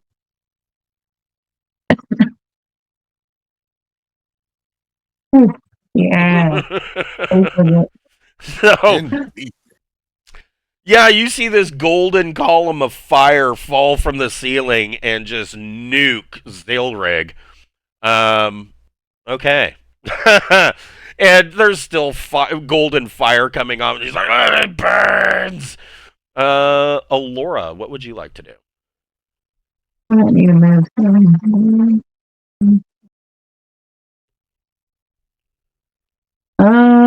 Okay. I can't really make it close enough to do anything to it. Nobody's hurt. So I think I don't want to get. Mira's still injured, but Jackson could use some Oh. healing too. He's still been hurt from before.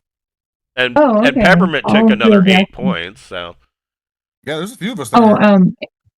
before we came in here, I did some healing okay. between my characters. I marked off the spell slot room, but Okay. I'll heal Jackson for 7.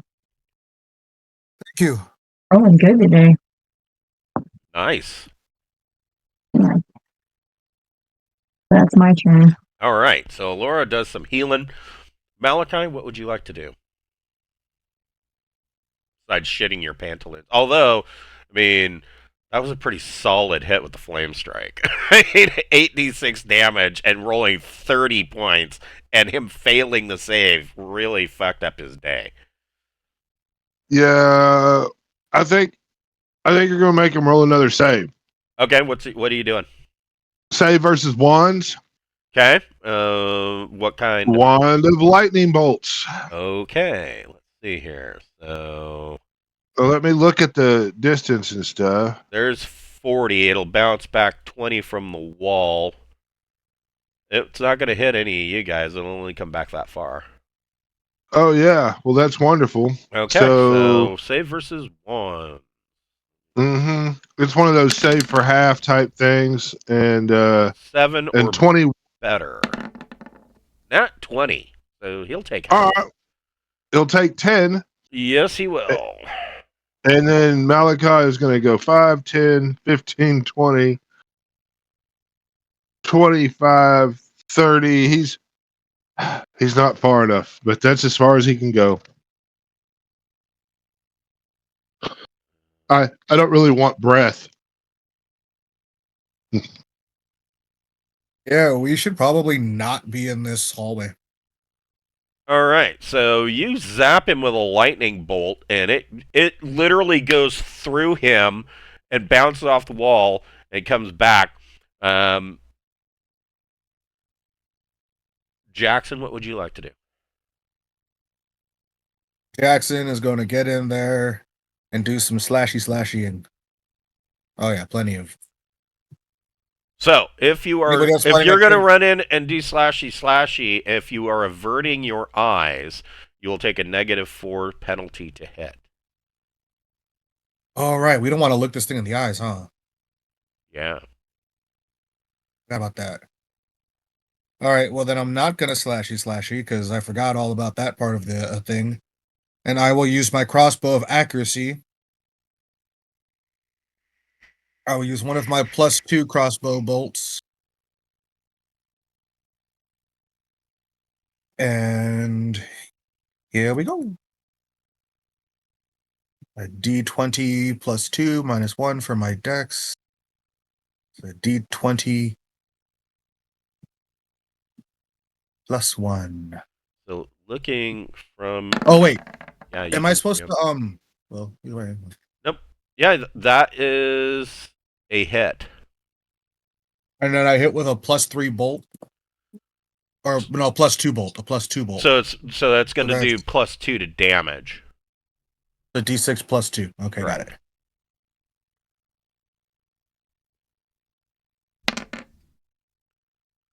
Fuck. Well, that's. I mean, your crossbow bolt strikes true, and he lets out a scream. And I am not staying in this hallway area in case the thing has a breath weapon. Okay, yeah, you can move. So I am going to move my butt over here, but not looking right at it. Okay. Looking at its feet or whatever. Okay. Peppermint.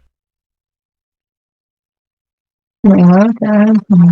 And then we're gonna use a +2 arrow. Okay. Okay. 17 to hit? Yes, it does. Okay. It's a +2 longbow and a +2 bullet. So I got 6, so it's 10 altogether. Oof. Okay. Oh, great. Peppermint drops a crossbow right into Zilrig's face, and the Dracolisk collapses What's the tough Yeah. now? and is no more. I got 6 +2 arrows left. So, Go peppermint. Go peppermint. Borman and Jackson, you see that around the backside of this amber statue is some treasure piled up around the floor. Oh, yeah. It's So, going the to Dracolisk has 2 treasure tables.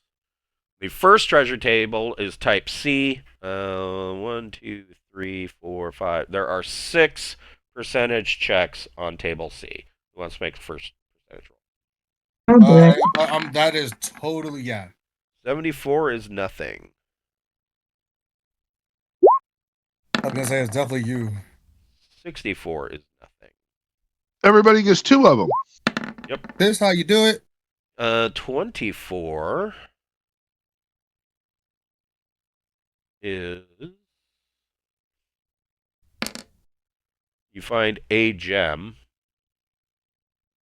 Hold on, let me go to gem.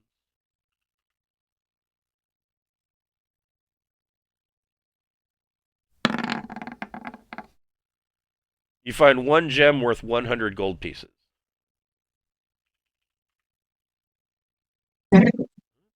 Mm,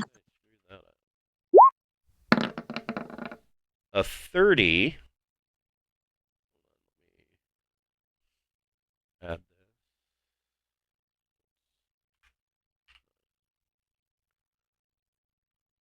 A 30 is a success. okay. For 1,000 silver pieces.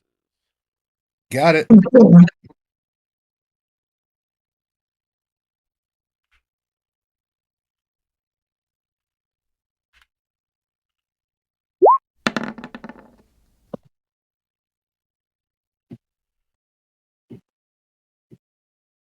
A 58 is nothing, and 1 more roll.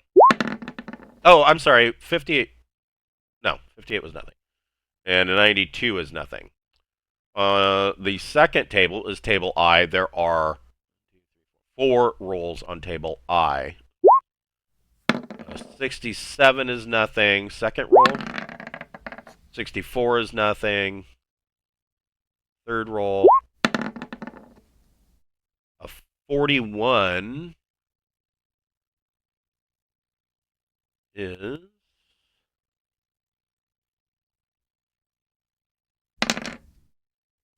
8 pieces of jewelry worth 1,100 gold each. Really?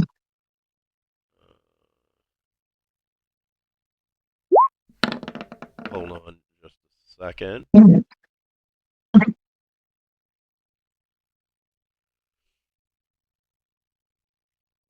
You gotta do the big math.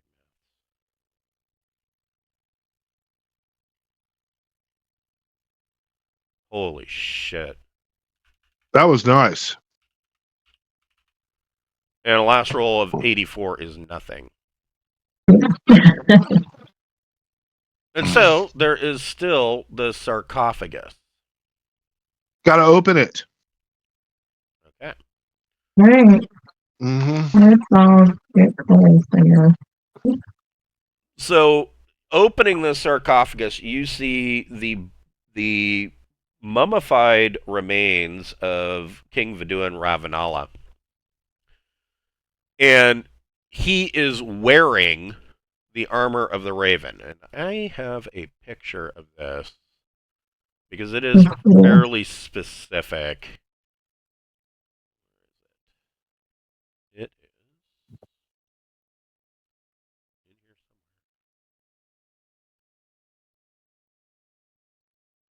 Well, it's supposed to be in here.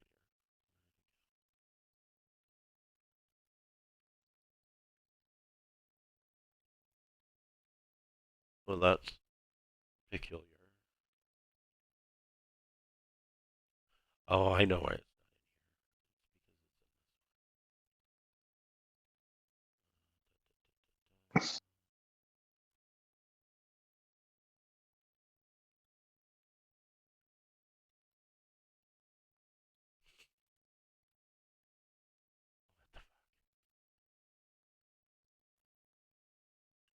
Oh, there it is.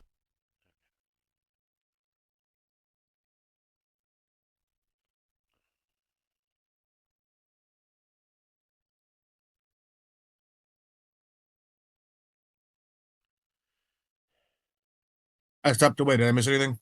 Nope, I'm just pulling up the picture of the armor of the Raven that this mummy is wearing.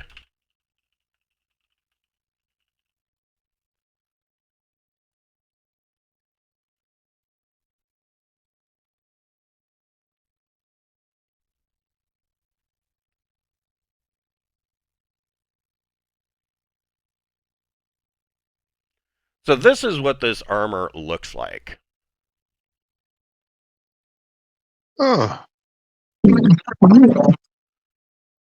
Oh, wow. it looks like something that's really going to get nasty if you have to wipe your hands in it. I mean, your ass in it.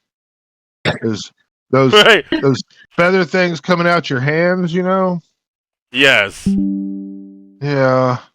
It's probably got a weird smell to it. What is it classified as? I'm going to give you the stats on it right now. Cool looking. That's very cool looking. Mm-hmm.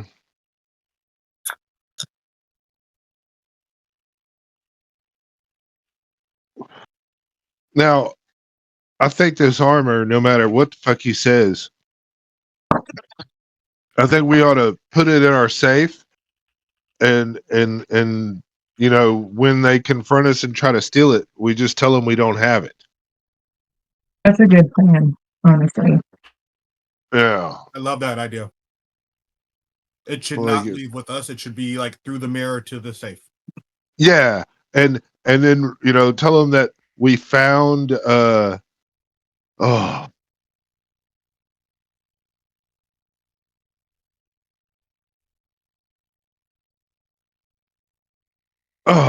that is just cool. It's leather armor. Yep. +3 leather armor. It is intelligent. It's sentient. Communicates via empathy. Has an unreasonable desire to commit acts of larceny. And no change if Borman wears it. Yeah, and it has an alignment of chaotic. But it's not it's chaotic, but it's not particularly concerned with acts of evil. It's more truly chaotic.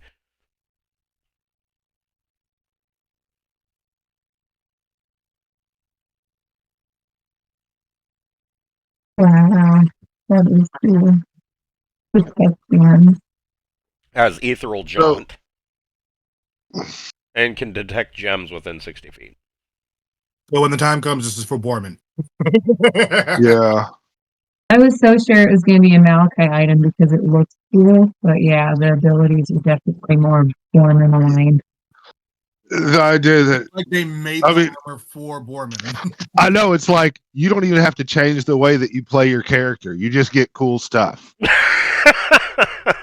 You know? I mean, wanting to steal everything, A little bit more thievy than you are now. I will have to steal a little bit more.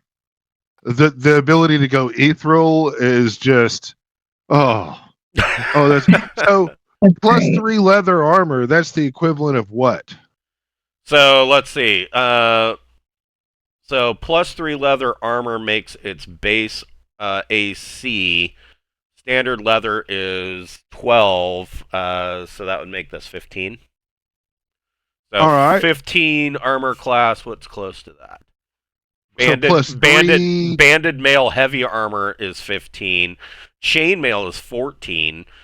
And breastplate plate mail is 16. So I mean, this thing's close. This is equivalent of banded mail. Right. So if I go 15 plus my 3 for my AC, Plus and- whatever your dex modifier is.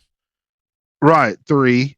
So 18. So that's 18 right there. And then with my, I've got a +1 shield.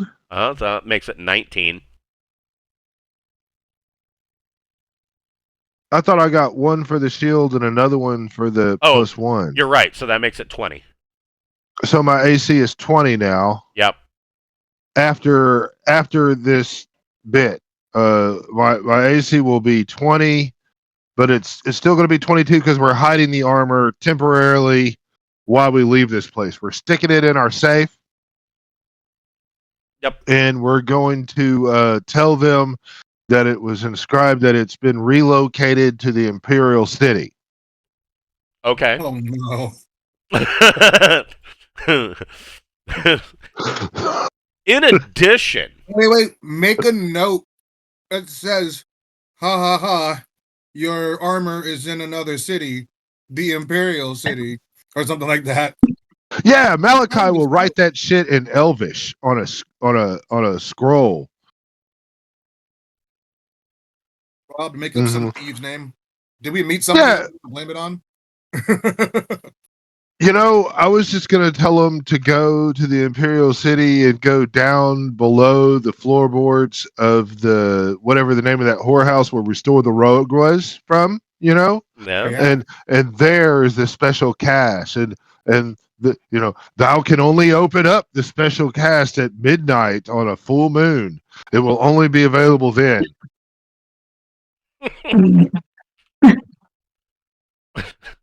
The raven appears when the moon is at its fullest. It Yes. gets cryptic and stuff. Yes. Yes. When the moon is at its fullest, then the door to the raven shall appear. You know? And does this guy have a seal or anything on his ring? He does. A ring with a seal on it? He does not, but I'm adding up everything else here. Okay, yeah. Well, a seal on the parchment would have made it so much cooler, but we won't have it. Oh, because it was taken by somebody else. Oh, He didn't yeah. leave it there.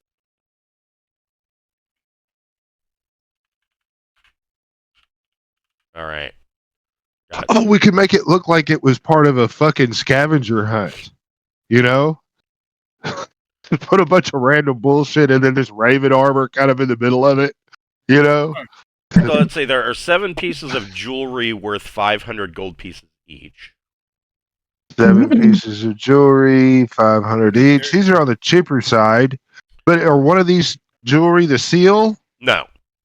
There are Okay. 6 gems worth 50 gold pieces each. Okay. 6 gems worth 50 each, you said? Yes. All right. So that pile grew to 19. In loose coin, there are 4,000 gold pieces 4,000 gold, and 3,000 silver pieces.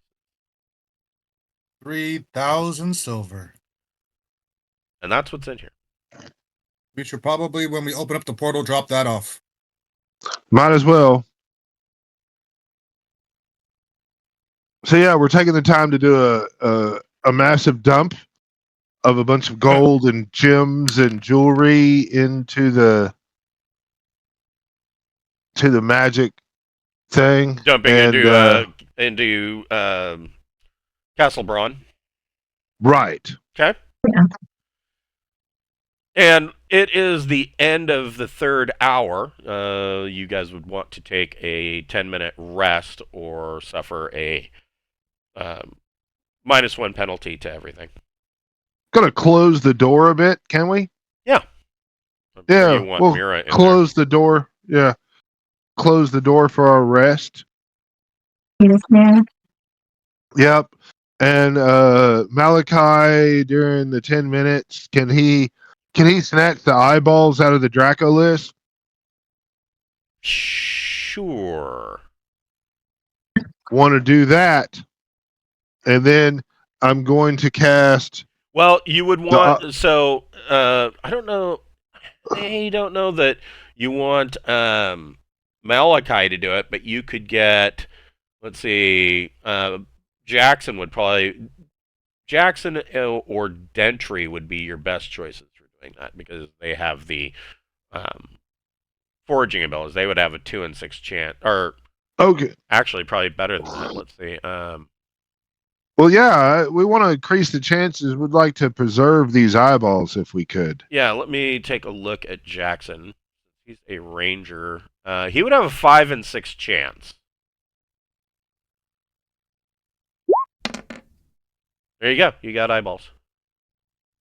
Can I get some of the meat from Mira? Sure. Yeah, I'd say you could carve off plenty of the meat from a Dracolisk if you'd like. It's already been cooked a little bit. Right. Yeah. Yeah. It's a nice medium rare from the Flame Strike. But I have this opposite of decay spell where I can preserve them so they won't rot, Yes. and it's under the decay spell, but it's Yeah. Anyway, It's the reverse of decay, isn't it? yeah, ward against decay. I want to go ahead and use that on them. Okay. And then we'll take our 10-minute break. If it takes a little longer, then so be it. But Dracolisk eyes just seems like something I want in my inventory. Yes. That's probably a ingredient for something that would cause petrification, like maybe a wand of petrification or something like that. Yeah.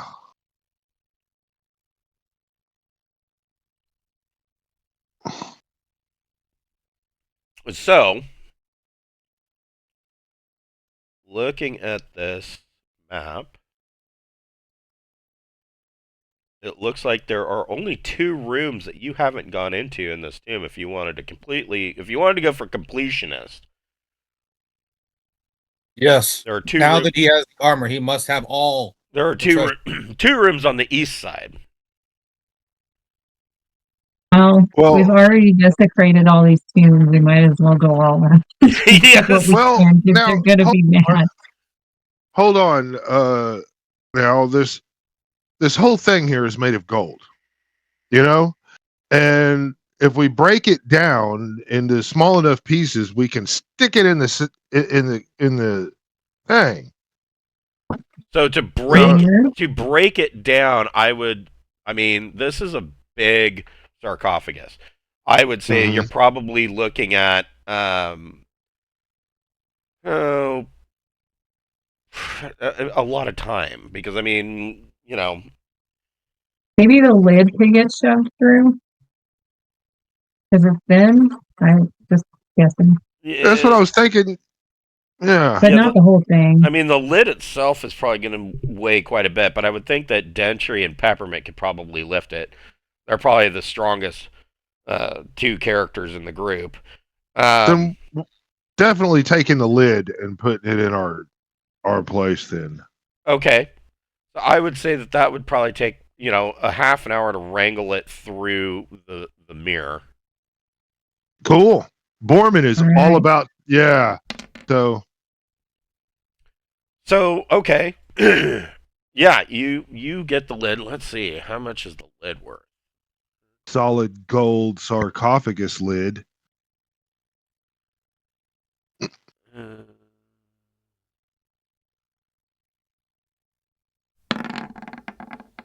It's worth 1,900 gold pieces.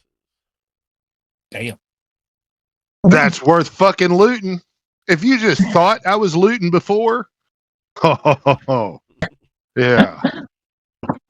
So are you And my wearing raven. are you wearing the armor yet? No, but I feel it. I feel the need. I need to step it up. You know, I could feel the thieving energy come off of it, and I'm like, oh, this is the most righteous and glorious armor I've ever laid eyes on. So, leaving this burial chamber, you can move your exploration movement rate in the directions you want to go. I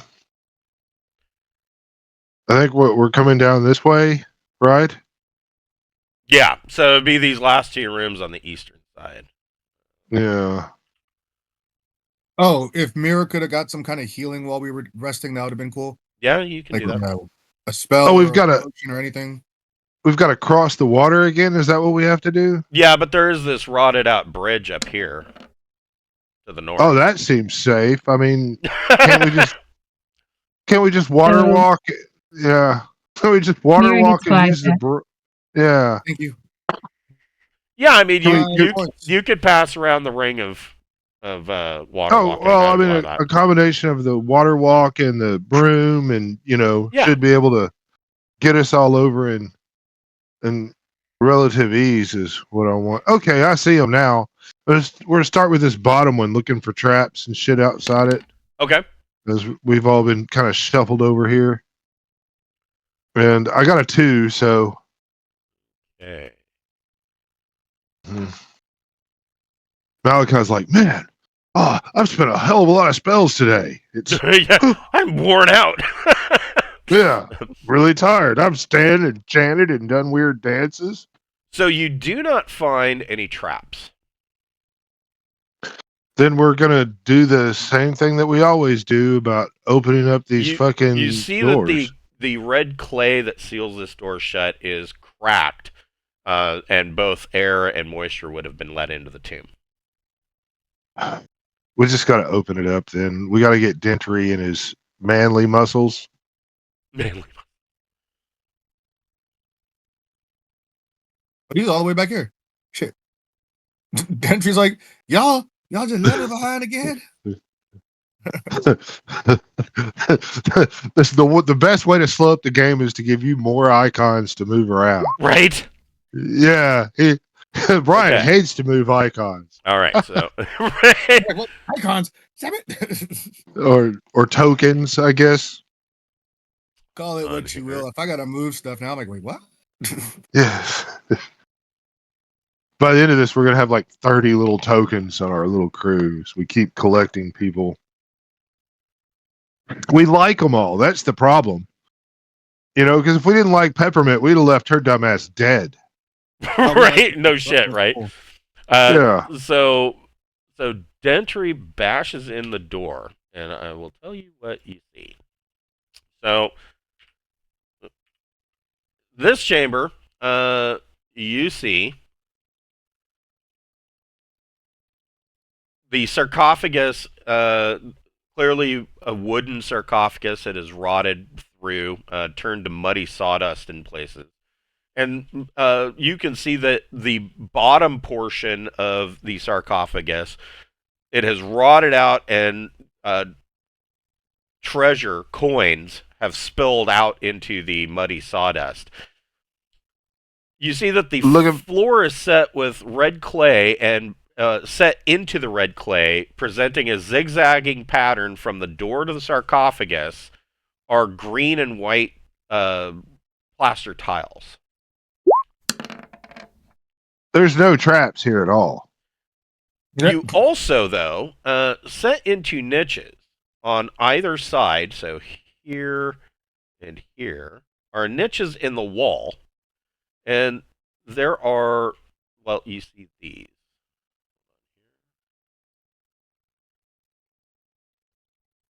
Some kind of animated armor. They could be undead and I wouldn't know it. My spell is Yeah, it's used gone.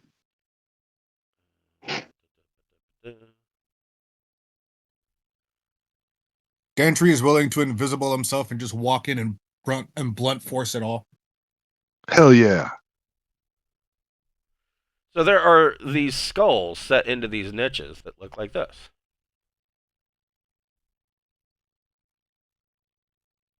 Just regular bone, or are they like Is gold? Malachi Or obsessed? Well, Well, one of them's bigger and a bunch are smaller, so it can't be yeah. just yeah, regular. there's one of these on each side of the sarcophagus. Ooh, But ominous. Is Malachi knocking us over to try and get in there? so He really does like skulls. they are bleached white, and they have a single gemstone embedded into the socket of each of their into each eye socket.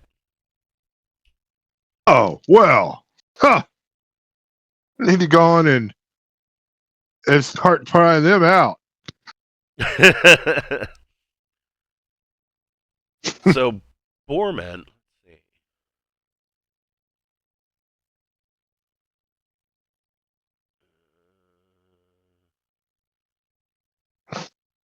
Doesn't even have armor telling him to do it yet. I know, right? He's just gonna go for it. He's getting in the spirit, man. You know?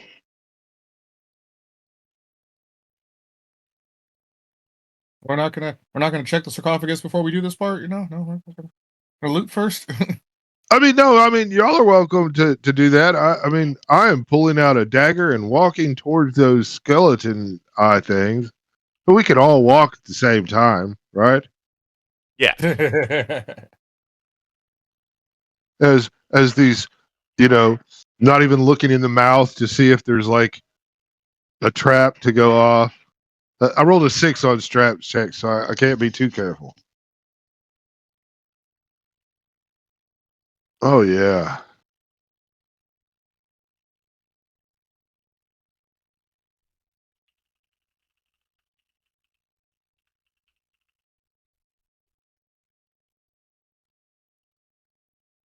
So in this case,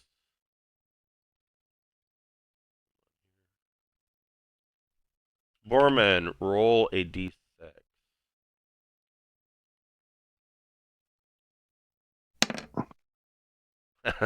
Perfect.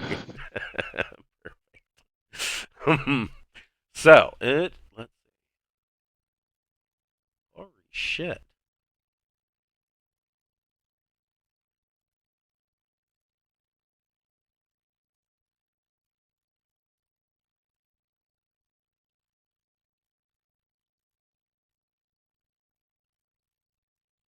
So you go up to pry out the eyes. You rolled a 2 on your d. Yeah. You go insane for the next 5 hours, and you're 2. You in your insanity, you immediately want to attack your own party. Okay. You're like drug addicted homeless person crazy. And the screaming You shouldn't have done all that skulls. haste. You're about to learn about screaming skulls.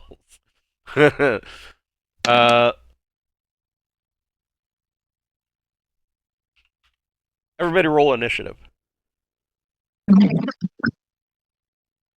There for a second. Sorry about that.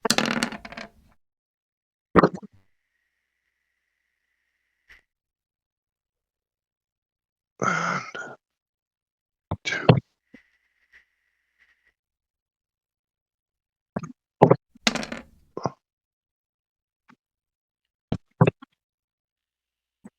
I'm sorry, Dentry. What happened? I missed it. I ain't done it yet. Yeah. I'm just saying. He went to pry I'm sorry, man. the eyes, the gem out of the eye sockets, and went insane Oh shit. for 5 hours. Oh shit.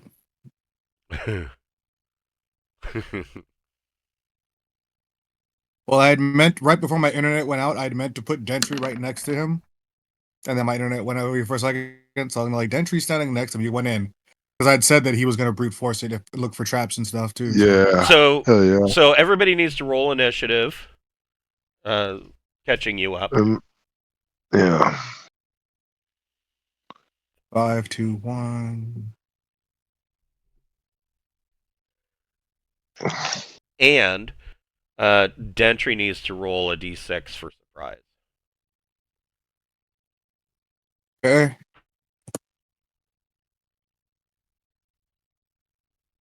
And I'm going to say that you're surprised on a 4 out of 6 because...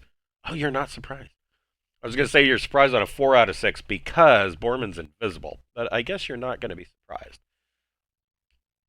Used to him being invisible. Yeah. But if he hits me, that's still going to probably surprise me. Yeah. I'm not going to like it. Alora, what would you like to do? You're not really aware. I don't think you would be aware that Borman's gone batshit. Nope. No one will know yet until I'm ready to show you. Yeah, I'm just checking stuff out, but I'm not really in a self-defense situation yet. Hold on, I need to look what this says. It says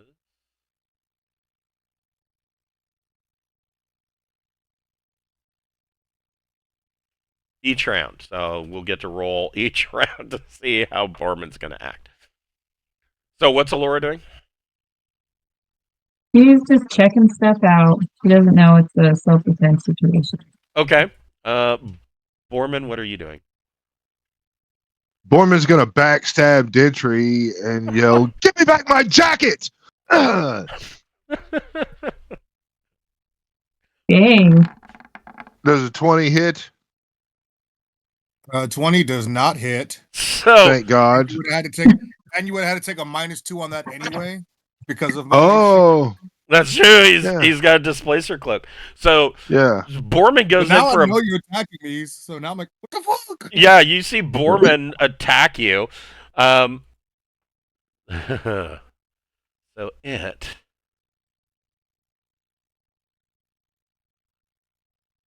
Fuck. Do we see these screaming skulls, or are those just like in the room? You see them. They're in the niches in the walls. They're not doing it. They have a movement of 0, but each screaming skull, this one back here is going to launch 3 magic missiles at Dentry. Yeah. So you will take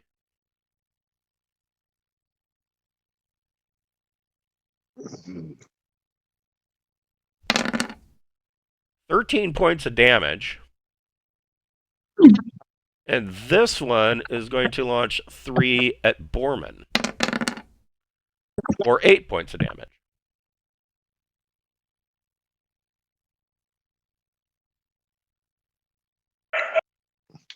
okay.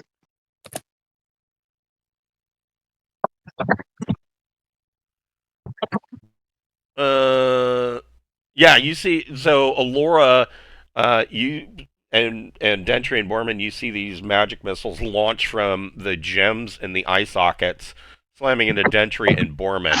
Dentry, what do you want to do? I'm probably gonna be like, what the hell, Borman? Yeah, that was shocking. Like, tried to stab me. I don't want your damn treasure. You know that. Probably not realizing he's actually like. I didn't take your jacket. Yeah. Take your jacket. I want my But jacket. Point the spear at him. I am pointing the spear at him, ready to attack if he does something stupid again. Okay. But I'm not going to attack him outright the first time. Okay. So I mean, my character wouldn't. So I mean, you can do non-lethal damage. Right, but I'm not going to do anything this first time because I'm probably like, the hell's wrong with you? So specifically, since I mean this with you guys, non-lethal damage rarely ever comes up, but it's. We're such a wholesome and loving party. We try to do as least negative impact in our surroundings. Are we talking about us? It's Yeah. Well, I'm crazy. so subduing. Only bludgeoning attacks can be made. A bladed melee weapon may be employed to deal blunt blows with the flat of the blade. Combat and damage are calculated normally, but subdual damage is noted separately from actual damage.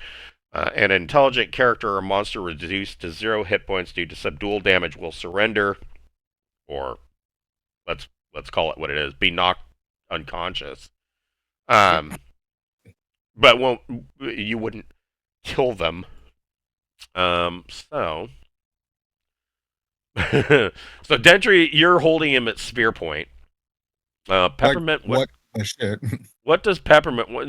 You see a flash come from this hallway down here, and you can hear Dentry bellowing at Borman about something. Something about a jacket.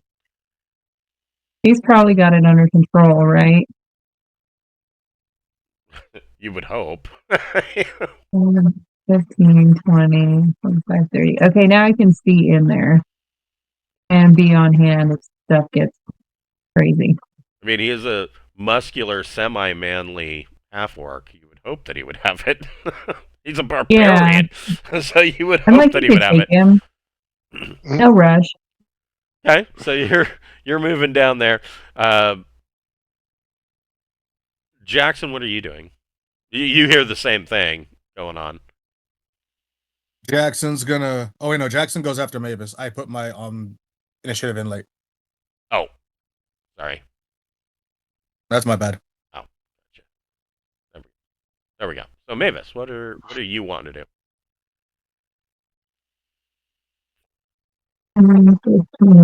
There is a spell, I believe, that would fix this. I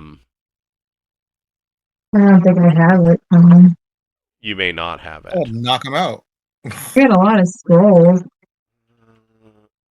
It is. Let me find it. Spell list. I want to say that it is. Fella, go to sleep. Protection?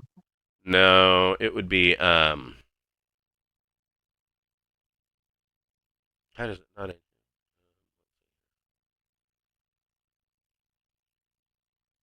not resistance. Oh, I bet it's a fucking ritual.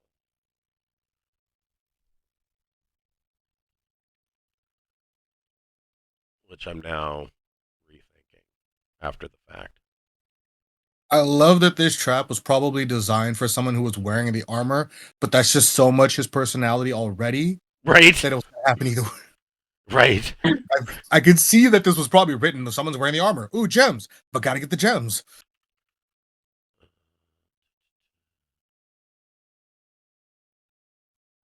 Sorry, I'm looking. Yeah, restoration is a 7th level ritual.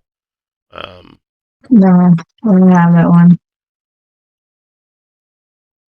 Yeah,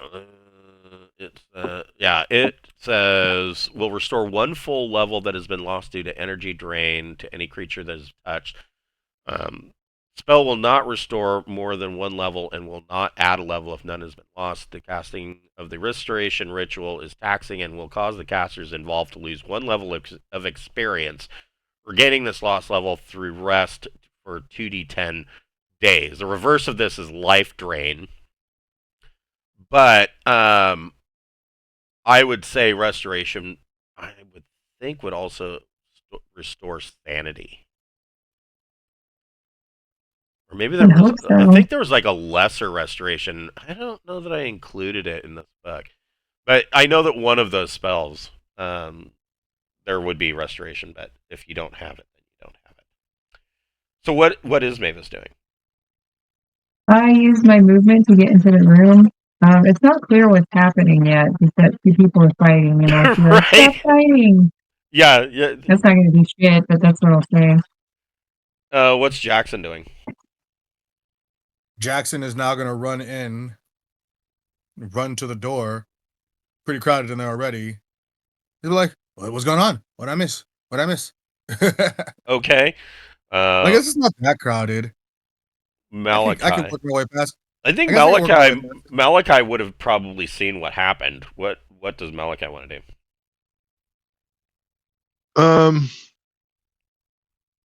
Malachi's going to cast Fireball in the. No, I'm playing. Non-lethal damage. No, I think I'm going to Marionette Borman. Okay. So Borman needs to make a save versus spells? It's paralysis, I think. Yeah, but the 19 is gonna. Yeah, it sounds like he probably saved. Yeah. Okay. And But Mira. one time someone saves, it's our own player. Right. Of course. What does Mira want to do? Mira is gonna come in to the room, kind of like, what's going on? Can Mira smell craziness? No. I mean, he was already chaotic, so it's not like You can't smell the crazy on him? yeah, no. Borman, roll a d6. Or I'm sorry, Wait, can Okay. Mira notice those skull things are active? roll 2d6. 4 and 4 is 8. So Borman this round just stands there doing nothing. Can I talk and mumble? It says no action. Yeah, you're probably mumbling. Oh hell yeah, hell yeah! From under the depths comes the dark ones. They're coming to eat our genitals. Laura, what would you like to do? He's crazy and needs to go somewhere. So let's throw the net of ensnarement at Foreman. Then we can drag him out. Okay. Well, I mean, he's not taking an action. He's just standing there mumbling. I would say that you could coup de grace him with the net. Net. Okay. That'll keep him busy for a while. So let's see here. Net of snaring.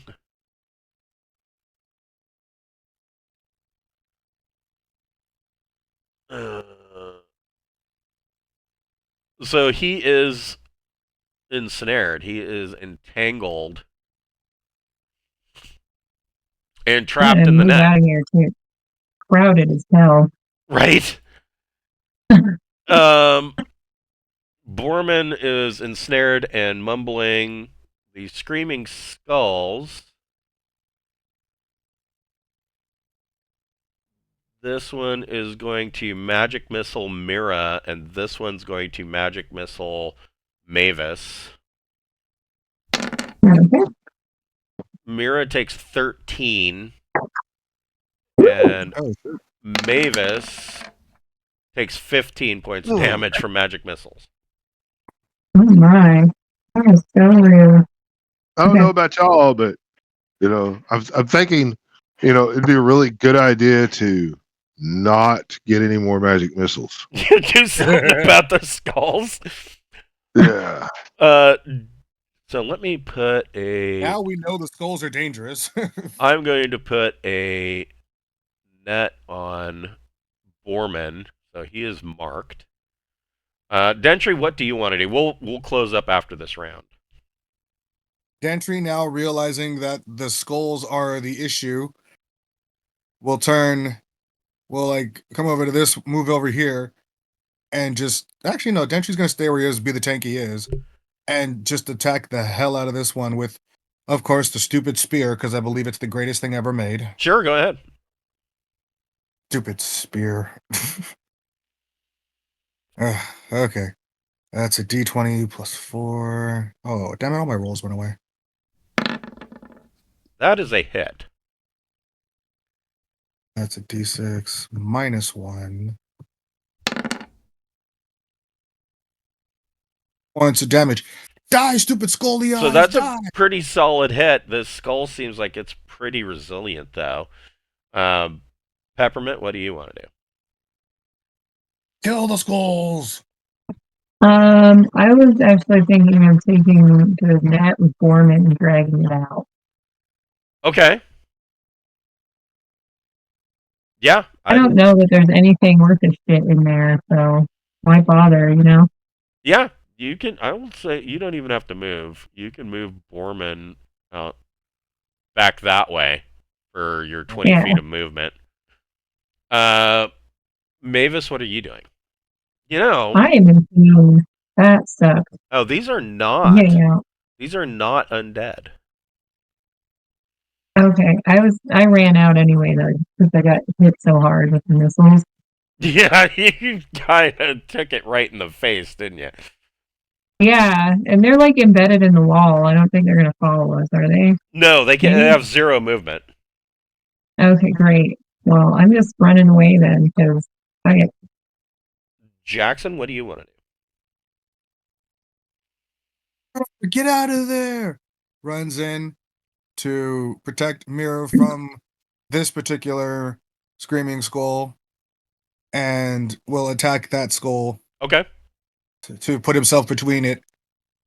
That Oh, is a fuck. hit Oh, thank gosh. for 8. So you swing and chip away bone fragments from the screaming skull, but it keeps going. Malachi, what are you doing? Malachi is going to charge forward to this guy here Uh-huh. and throw his cloak over the skull.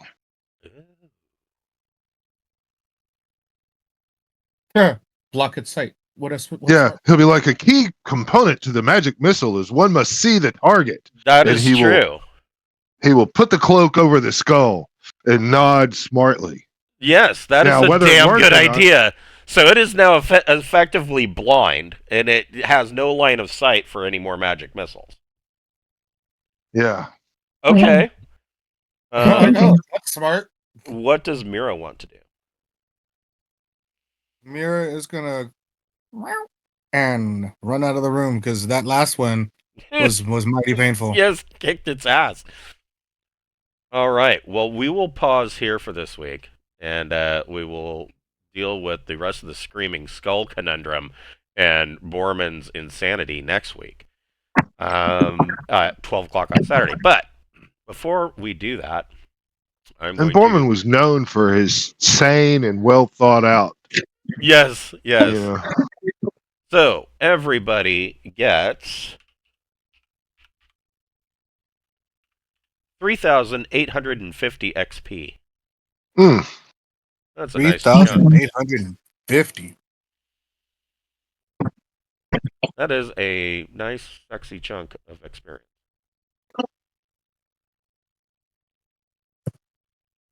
still a ways from levels, so for me, that's okay.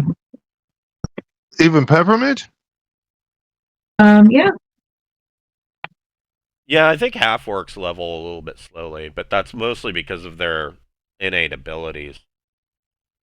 yeah, I'm already pretty badass, so Yeah.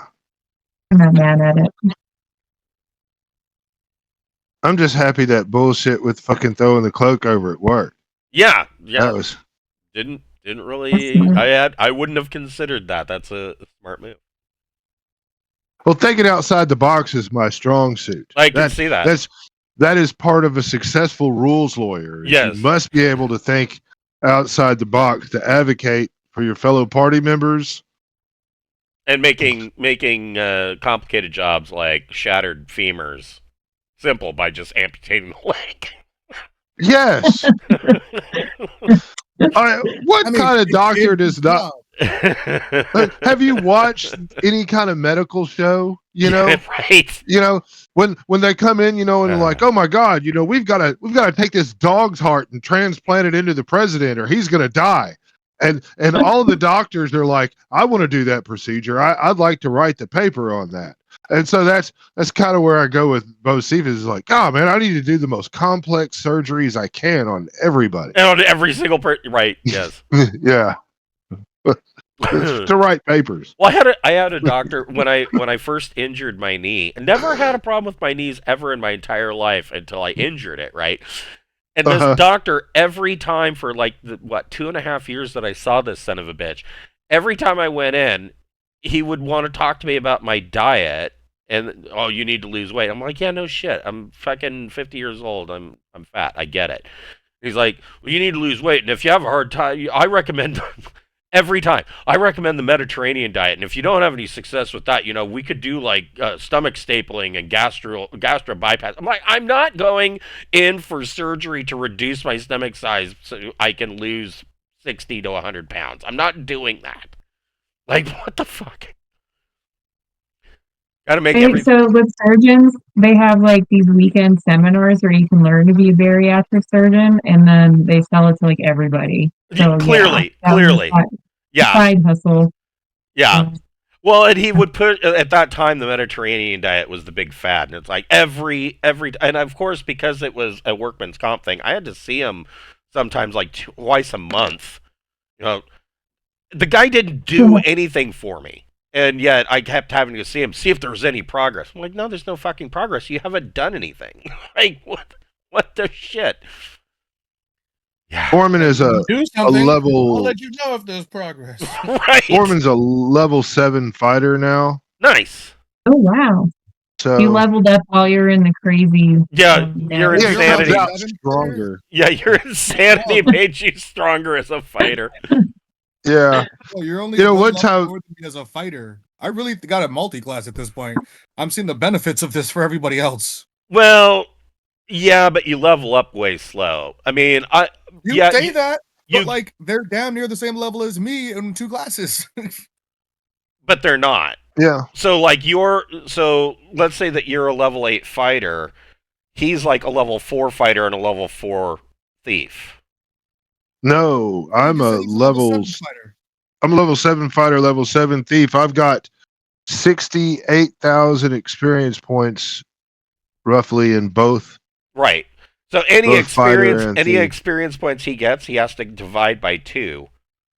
Yeah. Or one, But- half for each class. I'll always be a level or 2 behind the general thing. I mean, in theory, Borman should be 8 by now if he was just a thief. Right. Right. Because I'm on the low end of level 7. But I'm thinking like it Yeah. might be time for me to add another class because it's going to take eternity to get any more levels in fighter at this point. True. Yeah. True. I'm gonna need 150,000 experience to get to the next level. Well, and I think as a Yeah. half orc, you are limited. Cap at 10. Yeah, you cap at 10. So So it might be time to start thinking about that other. yeah, I mean, you're what, 8 now? Yeah, I'm 8. Yeah, you're not going to hurt yourself by taking another class, and that gives you, another 10 levels to level up in. And you'll get a lot of quick experience in that lower level, because we're getting, high level experience a lot. And those, I mean, your secondary class is going to level up real quick. Every couple thousand experience points, it's like what, 2, 4, 6, Right. or 2, 4, 8. So I mean, you'll get next level until I hit the next level for my character, right? No, so when you get XP and you divide it in half, you're Mhm. I mean, but like I'm only 1 class now, so when can I take another class? I guess technically anytime.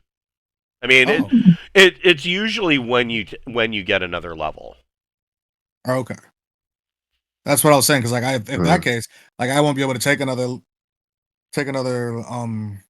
I'd have to wait till I got that 150, and then instead of taking a level of fighter, take a level of something else. So, how much XP do you have right now? Okay, let me pull it back up. I just closed it a second ago. Gentry has 128,000, or no, like 136. I didn't add in today's yet. Yeah, at 240,000, you'd hit level 9. Right. And that's when you would be able to take a second class. But like he said, that second class would level up super fast. Like I almost wish I had done it last level. Yeah, maybe. Instead of this one. Yeah. But I mean, you'll still go to level 9 in your fighter. You just add that second class. So. Oh wait, I could have done that this time? Anytime you take a level, you can take a second class. Oh, I thought I had to pick one. I And didn't I know mean, theoretically, I mean, I kind of limit it to 2 classes because 3 classes is so. I mean, cutting your XP into thirds is just horrific. I didn't realize that when I got level 8, I could have got level 8 and the first level of something else. Yeah, you could have done that. I mean, Okay. if you I thought I had to take if pick. you didn't know that, I'll allow you to do it now, and you can divide this Oh, XP up. Sweet, because I thought I had to pick one. Hell Well, yeah. I'd rather take the 8th level than. No. You could take you could just divide the XP in 2, and put it into that other class.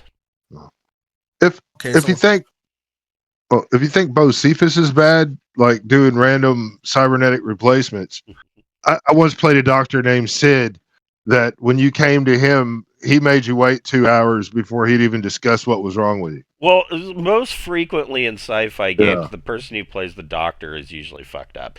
So, like, I played a Yeah. doctor, and the party's nickname for me was Dr. Bastard. Yeah. He had a cybernetic arm with, like, a speculum attachment. Fuck yeah. So...